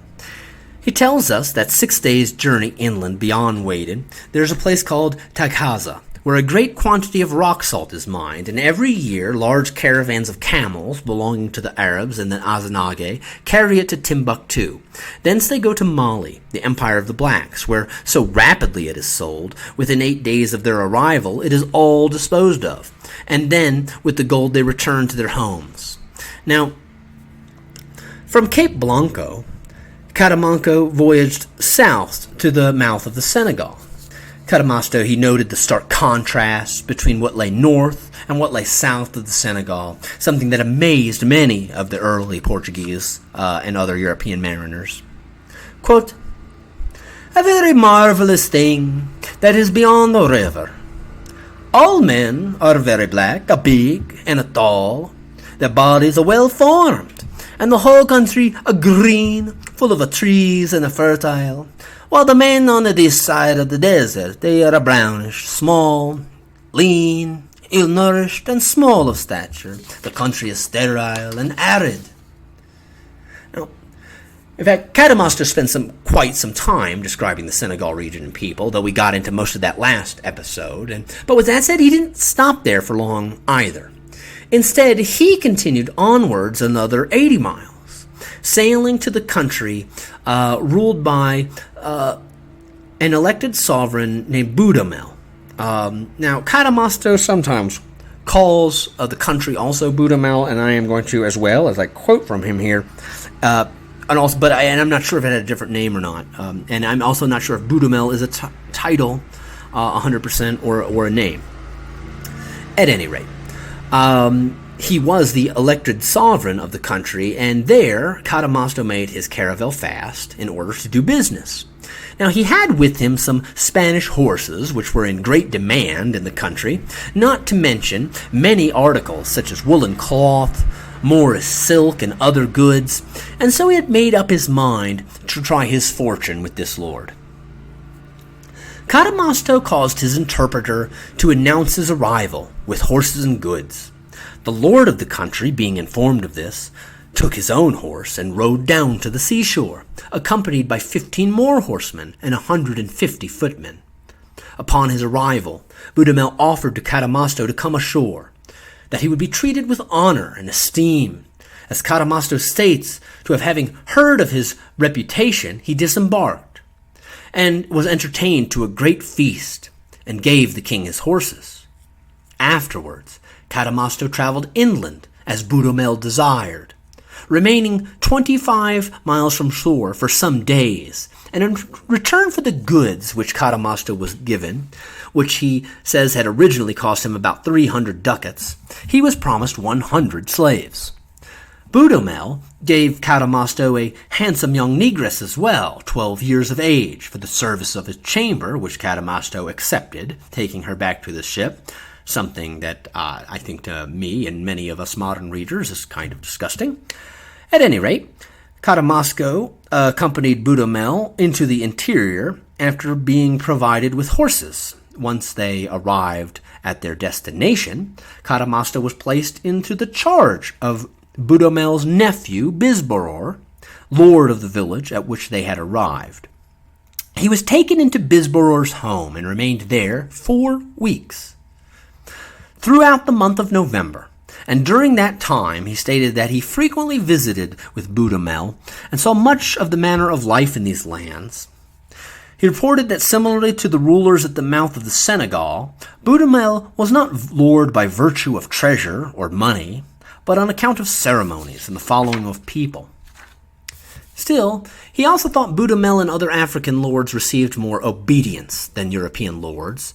At least 200 attendants constantly followed him. The area was always coming and going, says Cadamosto. And in addition to the no lack of people, they were coming from very diverse places.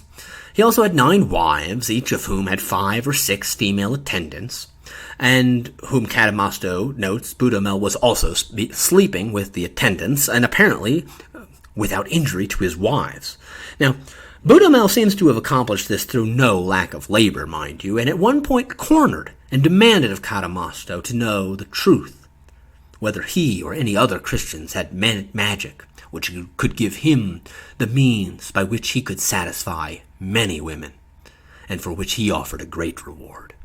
Now, Budamel's homes each contained a courtyard with a great tree in the center, in the shade of which he held court, though he apparently only showed himself in public for 1 hour in the morning and a short while towards the evening, and during this time men of standing were admitted to speak with him. Cadamosto and all other such men, no matter how considerable they might be, entertained the door of Budamel's courtyard and threw themselves down on their knees, bowed their heads to the ground, and with both hands scattered sand upon their naked shoulders and head. Cadamosto says, "No man would be bold enough to come to him before him at a parley, unless he had stripped himself naked, save for the girdle of leather they wore, and after remaining in this posture for a good while, scattering the sand over himself, only then, and without rising, could Cadamosto or other visitors draw nearer to Budamel. Once closer, they were allowed to relate their business, though they were also expected to continue scattering sand on themselves as they did so, a sign of a greater humility. Budamel has a tendency to barely take notice of such requests, and rarely refrains from continuing his previous conversations with the others near him, and whatever request was made, the king replied with a much haughtiness, generally replying only a few arrogant words. The great fear and the dread with which these people hold him was on account of his ability to seize and sell wives and children for even trivial misdeeds. And it is in this way he exacted obedience and a fear from his subjects. Now, in engaging in this, Cadamosto managed to prove himself sufficiently humble to Budamel that the king allowed the Venetian trader to enter the mosque in which he prayed. Now, after Cadamosto witnessed an evening prayer, Budamel asked him what the Italian thought of the ceremony, and now Cadamosto took his own Christian faith pretty seriously, and he wasn't too keen on answering as a result. But finally, the anxious Budamel was able to press him to do so. Cadamosto reported, "I've told him that his faith was a false, and that those who constructed him into such things were ignorant of the truth." Budamel's response might be surprising to you. The Lord laughed at this, saying that Cadamosto's faith appeared to him to be good, since God had given the Christians such knowledge and skill to provide such gifts to Budamel. Yet he also seemed to pity Cadamosto and the Christians too. In Budamel's eyes, God had given the Christians, with their navigation and shipping and cannons. To him, well, that was paradise on earth. Budamel and his people, in comparison, he argued, had nothing. God was going to give them paradise in the afterlife instead. Man, and to be a fly on that wall for that conversation, I think, must have really been something. Now, Cadamosto left the mosque after meeting with Budamel, thinking the king had shown good powers of reasoning and deep understanding of men, while Budamel left much pleased, saying it was good to listen to the word of God. Now, Cadamosto takes time to discuss the agriculture as well of Budamel's kingdom. He says that European crops would not grow there, but that people did grow millet and kidney beans, and of special importance to Cadamosto, palm wine. Unfortunately, he also reported, it lost its sweetness after just a few days, but otherwise it was a very good drink, and as intoxicating as wine, and as such he drank it many times during his sojourn, preferring it to European wine. While few grains grew in the Senegal, Cadamosto also said that fruits of various kinds did grow, which were rather delicious. Cadamosto was impressed with the variety of new and exotic plants which he had never encountered, but he was flat out floored by the wildlife. He got great joy out of seeing elephants and giraffes and other animals of the most savage kinds, as well as exotic parrots and other birds. He spent quite a bit of time describing the various great serpents of Africa, some of which were large enough to swallow a goat, tales which were likely included to astonish his readers back in Europe. Now, He was further astonished by the tradition of snake charming and claimed, the Negroes are great charmers of all things, especially of these serpents. They must be very great magicians. Now, he didn't spend all his time just being an amateur wildlife biologist, however. He was also spending quite a bit of time, as you might imagine, at the local market. The Venetian tells us, this was held in a field on a Mondays and a Fridays, and I went 2 or 3 times to it. Men and the women came to it from the neighborhood country, within a distance of 4 or 5 miles. And those who dwelt farther off attended other markets. In the market that I attended, the people, I think, were very poor. Now, unquote. Cadamosto didn't really base this on the quality of their wares, but rather the quantity. Cotton was sold, for example, but not in large quantities, as well as vegetables, oil and millet, wooden bowls, palm leaf mats, all the other articles used in daily life in the region. Men and women came to sell. Some of the men offered a little gold, others their weapons, or the cotton, but none in any great quantity, none that impressed Cadamosto, I should say. They sold everything, item by item, he said, by barter, and not for money, for they have none. Besides the gold, I guess. Besides what he's talking about, that there were no coins. Now, at any rate, Cadamosto was disappointed by the overall lack of gold in Budomel's kingdom, and he found the market, and at the market there, and perhaps he was hoping and expecting something else due to a lack of understanding of how the gold trade operated, that it would just be very plentiful. Mind you, if gold was plentiful, it wouldn't have been so valuable. So anyway, Cadamosto gives another reason for his visiting the market, which was to see strange sights, and in this he wasn't the only one. He was, it appears, the first European encountered by most of the people at this market, for he states that they, a men and a women, crowded to see me as though I were a marvel.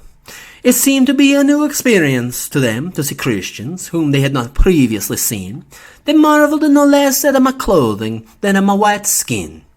My clothes were after the Spanish fashion, a doublet of black damask with a short cloak of a grey wool. They examined the woolen cloth, for it was new to them, and the doublet with much amazement. Some touched my hands and my limbs, and they rubbed me with the spittle, to discover whether my whiteness was a dye or was of the flesh.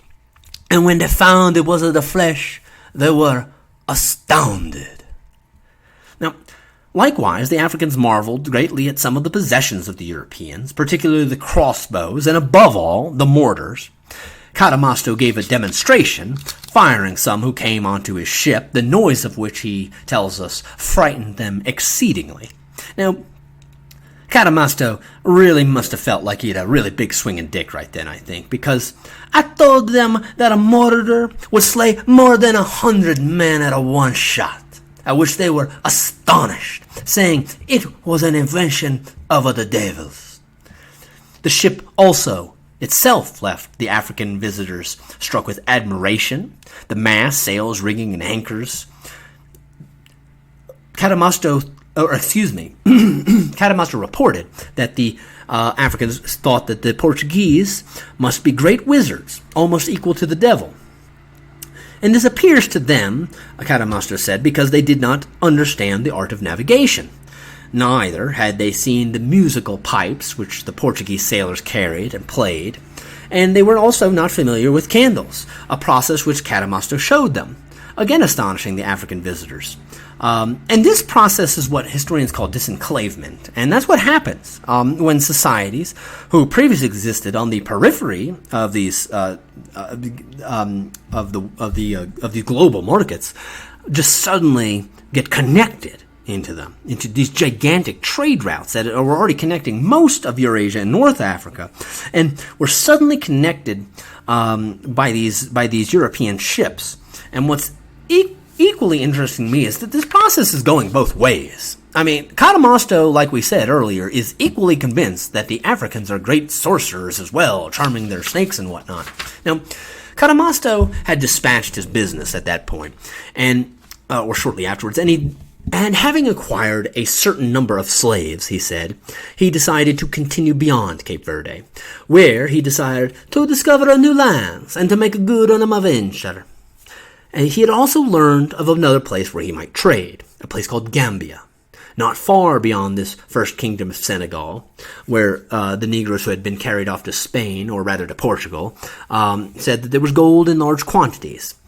And the Christians who went there would become very rich.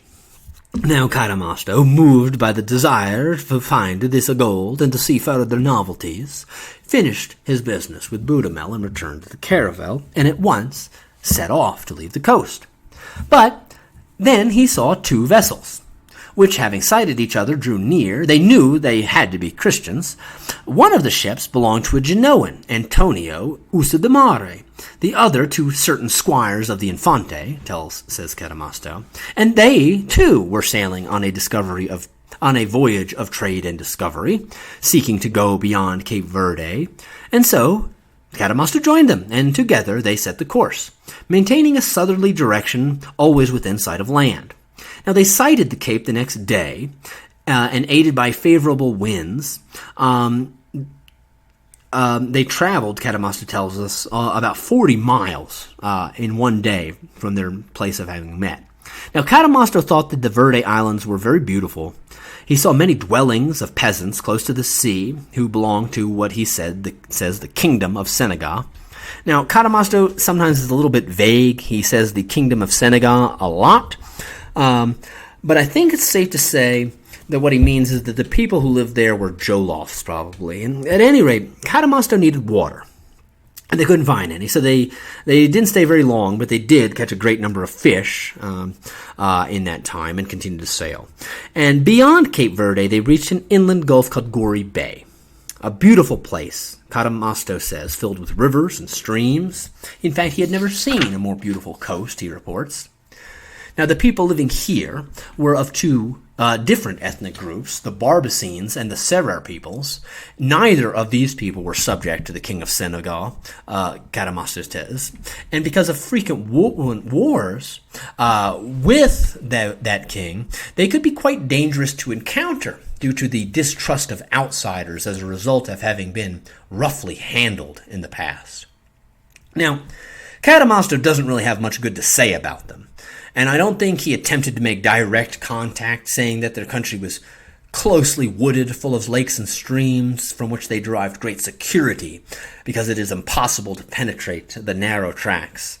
So instead, Cadamosto and the other two caravels continued on, sailing farther south. They found another small river and beautiful country and decided to cast anchor.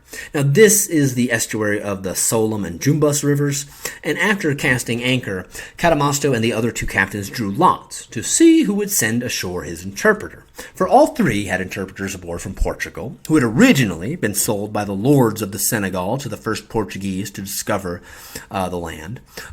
Now, that duty fell to Antonio Usadamare, who sent ashore his Christianized African slave ashore with instructions to ascertain the condition of the country to whom it was subject, and whether gold and other objects of use were to be obtained there.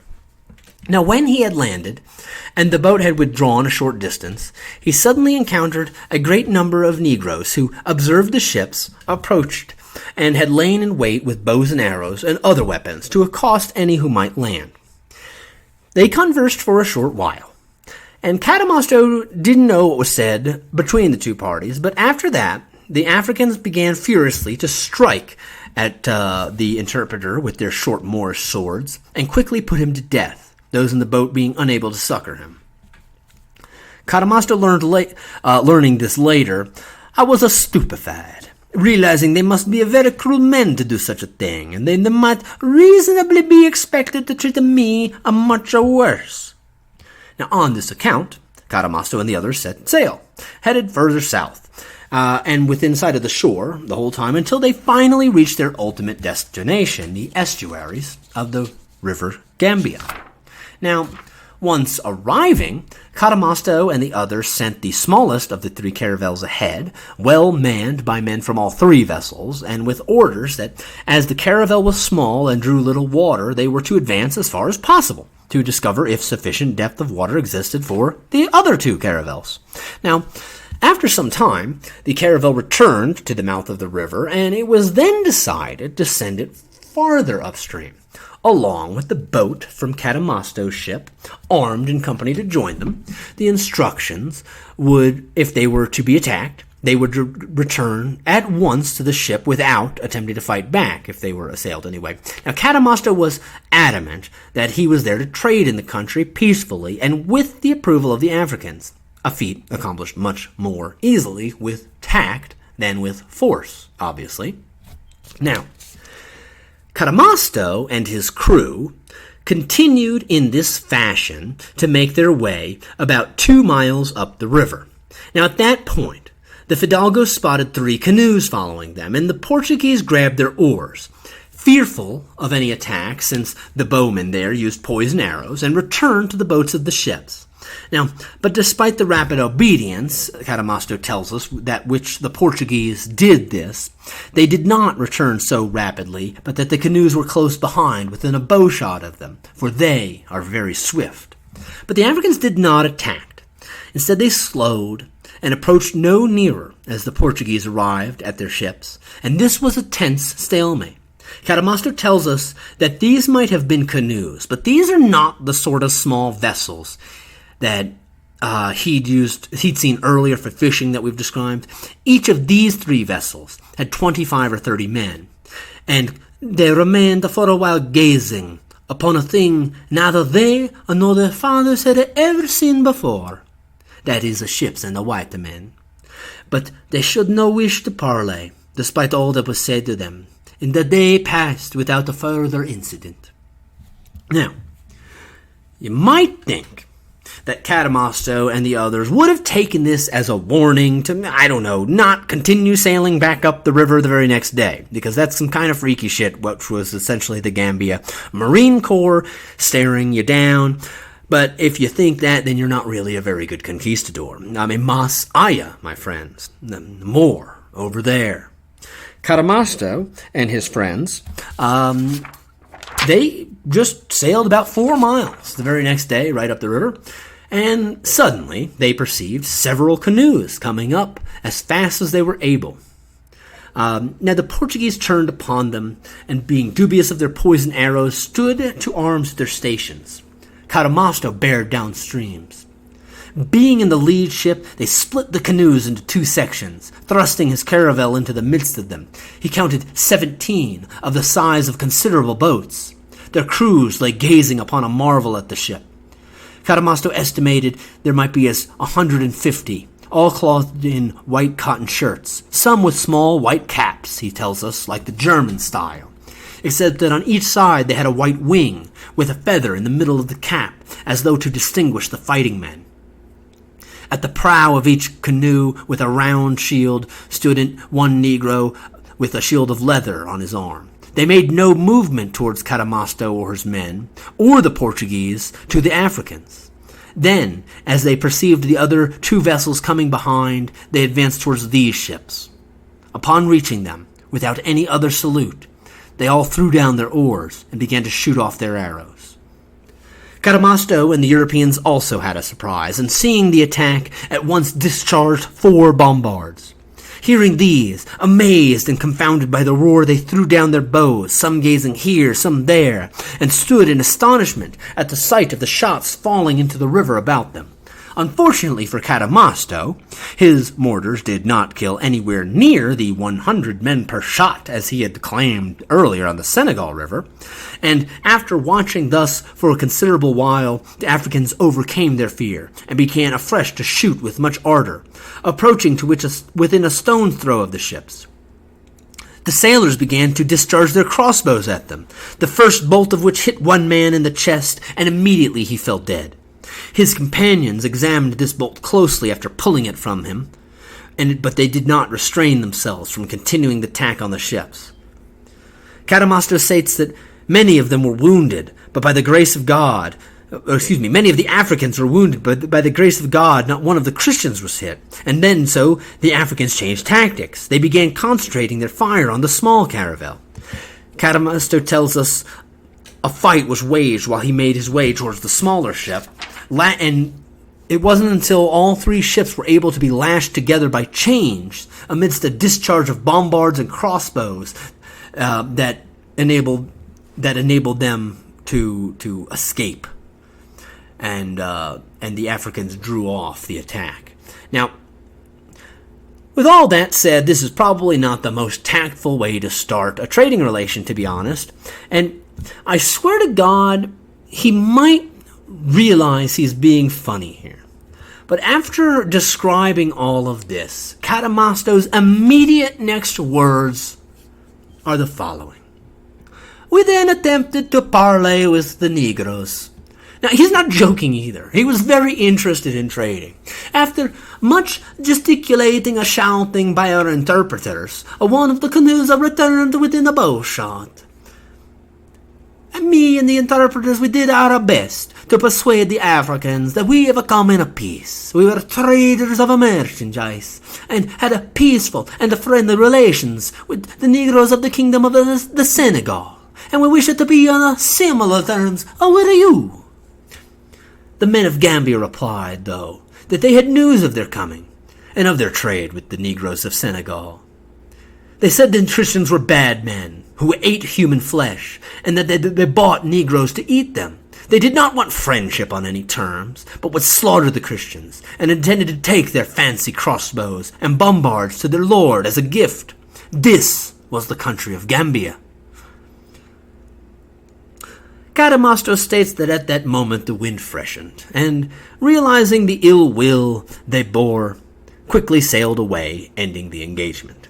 Now, they debated a bit to proceed up the river again, for, if necessary, upwards of 100 miles, in hopes of finding better disposed people, but the sailors weren't having any of that. They made plain their desire to return home immediately and not be poisoned to death, and shortly after they, quote, began to murmur that they would not consent to such a voyage.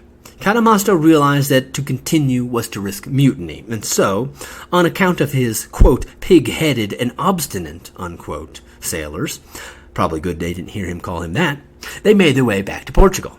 Now, Cadamosto had forged a working relationship, maybe even a friendship, with the other Italian navigator, and so they set out again the next year, Urso de Mare, that is, as well as a third caravel equipped by Henrique, and they sailed back to Gambia. Now, Cadamosto was still under the impression that he would make a fortune in trading for gold on that river, but since the people of the coast were so rude and savage, we were unable to have a speech with them, or on a land, or treat about anything, and I was forced to return to Portugal without advancing further. He was still not without great information about the area. And unfortunately, as he neared the Gambia River for the second time, a storm arose, and the three caravels were forced to sail near the wind as possible for 2 nights and 3 days. And on that third day, they were so lost out to sea, they didn't really know where they were. Now, with that said, when they found land, they had found more islands, previously undiscovered by Europeans at any rate, and uninhabited. These were the Cape Verde Islands. Now, Cadamosto and the others searched them. They climbed a mountainous part to oversee the rest, ascertaining that the land was uninhabited, and then they continued exploring, finding 4 islands in total before leaving and setting their coast back for Cape Verde, which they did, and this time arrived and passed and continued onward for the second time to the river of Gambia. Now, Cadamosto entered the river at once, and he sailed up the river by day without coming into further contact with any Africans except for a few canoes, which were kept along the river banks, not daring to accost the ships, Cadamosto said. And he had only gotten 10 miles up the river, though, when one of the sailors died of fever. And that's an ominous warning to those of us who understand disease, but was far less ominous to people in the 15th century. Cadamosto thus continued upstream, At this point, followed at a distance by some canoes. Now, the interpreters of the Portuguese called out to them, displaying silken wares and other articles. And little by little, the canoes drew nearer, gaining confidence in us, until at last they drew alongside the caravel. And one of them could understand the interpreter and boarded the ship. He marveled greatly at her, and at the method of navigating by means of sails, for they knew no method except for by rowing, and did not think it was possible any other method. He was also overcome with the astonishment at the sight of the white man, and marveled no less at the clothing.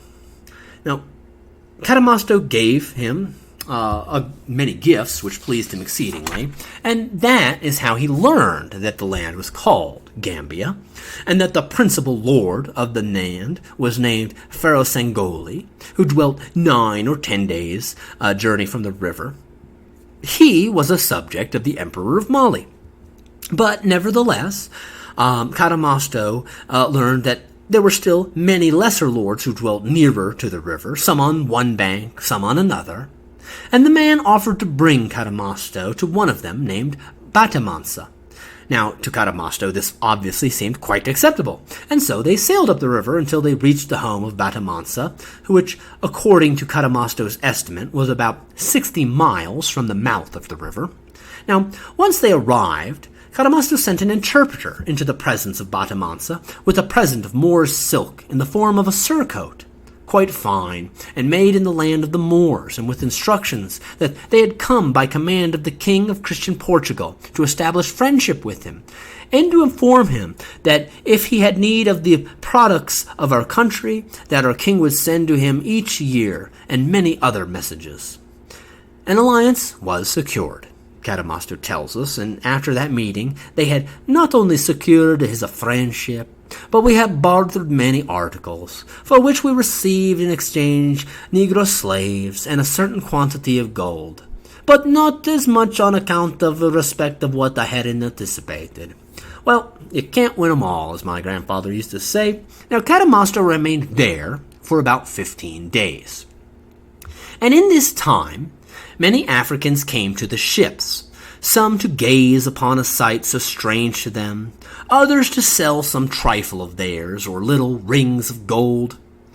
The articles they brought were cotton cloth and thread, cotton clothes woven in their fashion, woven in their fashion, some white, some variegated, white and blue striped, or red, blue, and white, all excellently made. They also brought many apes and baboons of various species, large and small, of which there are large numbers in these parts. They also brought for sale civet, and the skins of cats from which civet is obtained. And in this way, Cadamosto said, each a day, fresh people of various tongues constantly journey from a place to place up and down of the rivers in the canoes. Now, so finally, Cadamosto was able to barter on the Gambia, but at the end of those 15 days, by now many of the men had begun to suffer from a high fever, sharp and continuous, and so he left suddenly. Now, he did try to make contact on the way out with another African chief named Casamansa, mostly because they were forced to, because of rough seas, not depart the river, But Casamansa was apparently gone, having gone to go to war, and so Cadamosto returned to Africa, though, as Henrique had asked, he found time to capture one more captive from the place, an essential task from the Infante, to be completed, quote, by force or persuasion, unquote, since he had gone finally far enough south that the interpreters, that had been brought with the expeditions, had trouble speaking to the people on the south side of the Gambia River. And so ends Cadamosto's voyages, and his accounts of Africa, and I guess most of the content of this episode. Now, shortly after his return, the dumb Henrique will die, and that, as much as anything, makes this, I think, a good stopping point, I think. Now, Portuguese fidalgos will continue traversing Africa's shores, of course, and after our next episode, when we return to the Canaries, we will finally be able to conclude this opening series with the final episode, which would be the 10th, including the intro episodes, I'm proud to report, and which will detail the continued Portuguese advance down Africa's coastline, as well as the war and the early colonial wars and rivalry between Castile and Portugal, and not too distant into the future to soon be Spain and Portugal. Now, I started this episode, though, stating, I guess, that it matters who writes history. Zurara is an invaluable source of information for historians to better help us understand the creation of the Atlantic world, but he is only invaluable to us because he works for the Infante Henrique, and because we know that we know how to be skeptical when we examine his accounts of the early African voyages. Because, we should always be skeptical, don't get me wrong. But if we're skeptical about everything, all the time, then we really aren't going to be able to trust any of our sources, and what's the point? You're not going to be able to make a history. Now, so Cadamosto, though, on the other hand, like I said, he's a very unusual as a source because he is less biased than Zurara or other writers, but he too has them. His voyage seems a lot less heroic and makes a lot more sense when we know that his family is in desperate financial straits as a result of the shenanigans his father was getting into, and Cadamosto doesn't tell us that. We know that from the work of other historians. Now, neither of these writers has almost anything to say about the common soldiers and sailors aboard the ships, except for the occasional mutterings we hear from them about them wanting to go home when illness or conflict created dangerous conditions for the men who weren't necessarily going to be reaping in the profits that Henrique and the Fidalgos were. And so we barely get a view of how these men aboard those ships, who weren't noblemen or other men of standing, felt about what was going on. Except that on occasion they could make their displeasure known through such mutterings, that some Portuguese expeditions returned, despite the captain's desire to continue slave hunting in Africa. Now, I think it's a little ironic that Zurara has a lot more to say about the slaves taken than Cadamosto does, who just merely relates his telling to them as a business transaction, and he doesn't mention them really again. We don't know how many died on the way back or anything about them at all, except for the 12-year-old slave girl Budamel gifted the Venetian. And reading Cadamosto, one gets the idea that I think I got the idea that he thought of himself as a good Christian and a good person. And maybe for that reason, he's either purposefully or maybe subconsciously distancing himself from the slaves which he purchases and is complicit and responsible for the ultimate fate of those slaves. Now, in contrast, Zurara proudly reports plenty of details about the people whom were captured in his accounts. Numbers of captives, their ages, sexes, all sorts of details. To Zurara and the Fidalgos of Portugal, to Henrique, obtaining slaves through war or deceit was something to be proud of.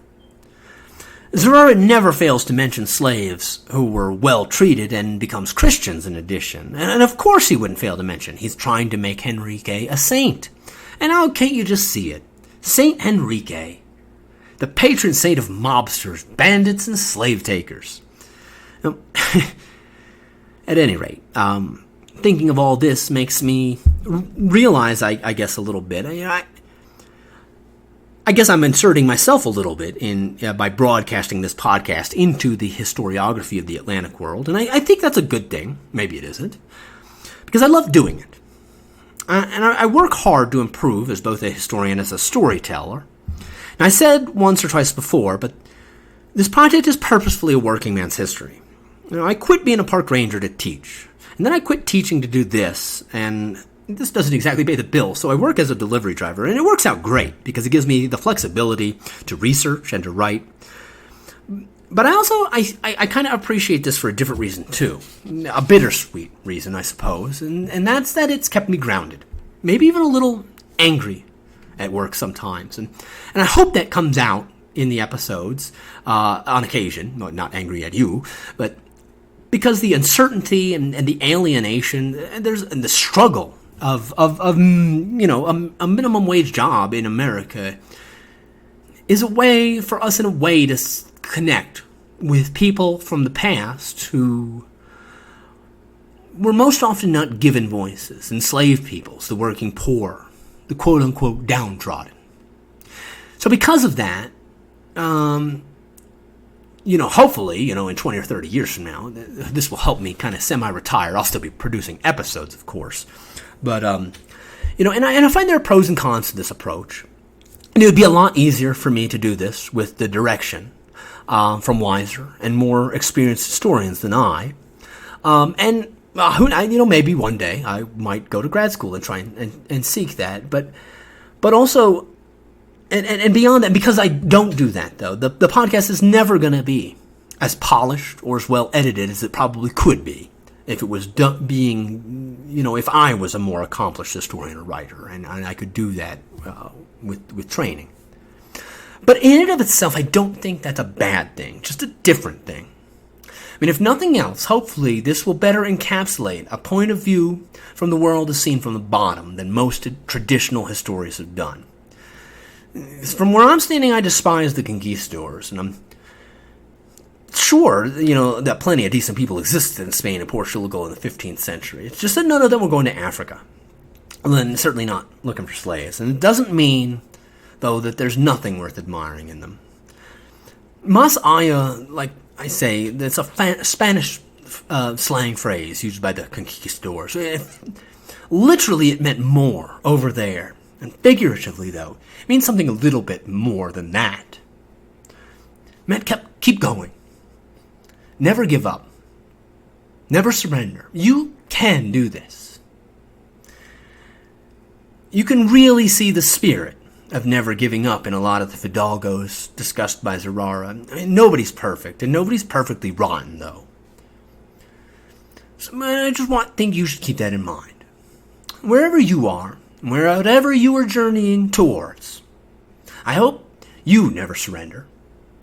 I hope you please keep fighting. Times can be rough. You might lose sometimes. You might even lose a lot. Sometimes you're going to have to work through pain and hardship, and might even be difficult to relate that pain and hardship to other people who simply don't have those experiences. But if you keep working hard, it just might get better. I can't promise you that it will, but I can promise you this. There is always Mas allá.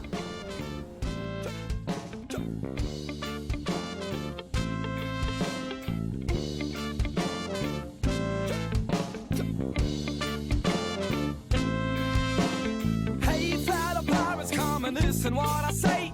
The captain is a tyrant and I no longer obey. I'm sick of taking orders from the madman in command. So let's drop him on an island and leave him in the sand. Cause it's a mutiny. It's a mutiny. It's a mutiny. And now we're taking over the ship. It's a mutiny. It's a mutiny. It's a mutiny. And now we're taking over the ship. Shit.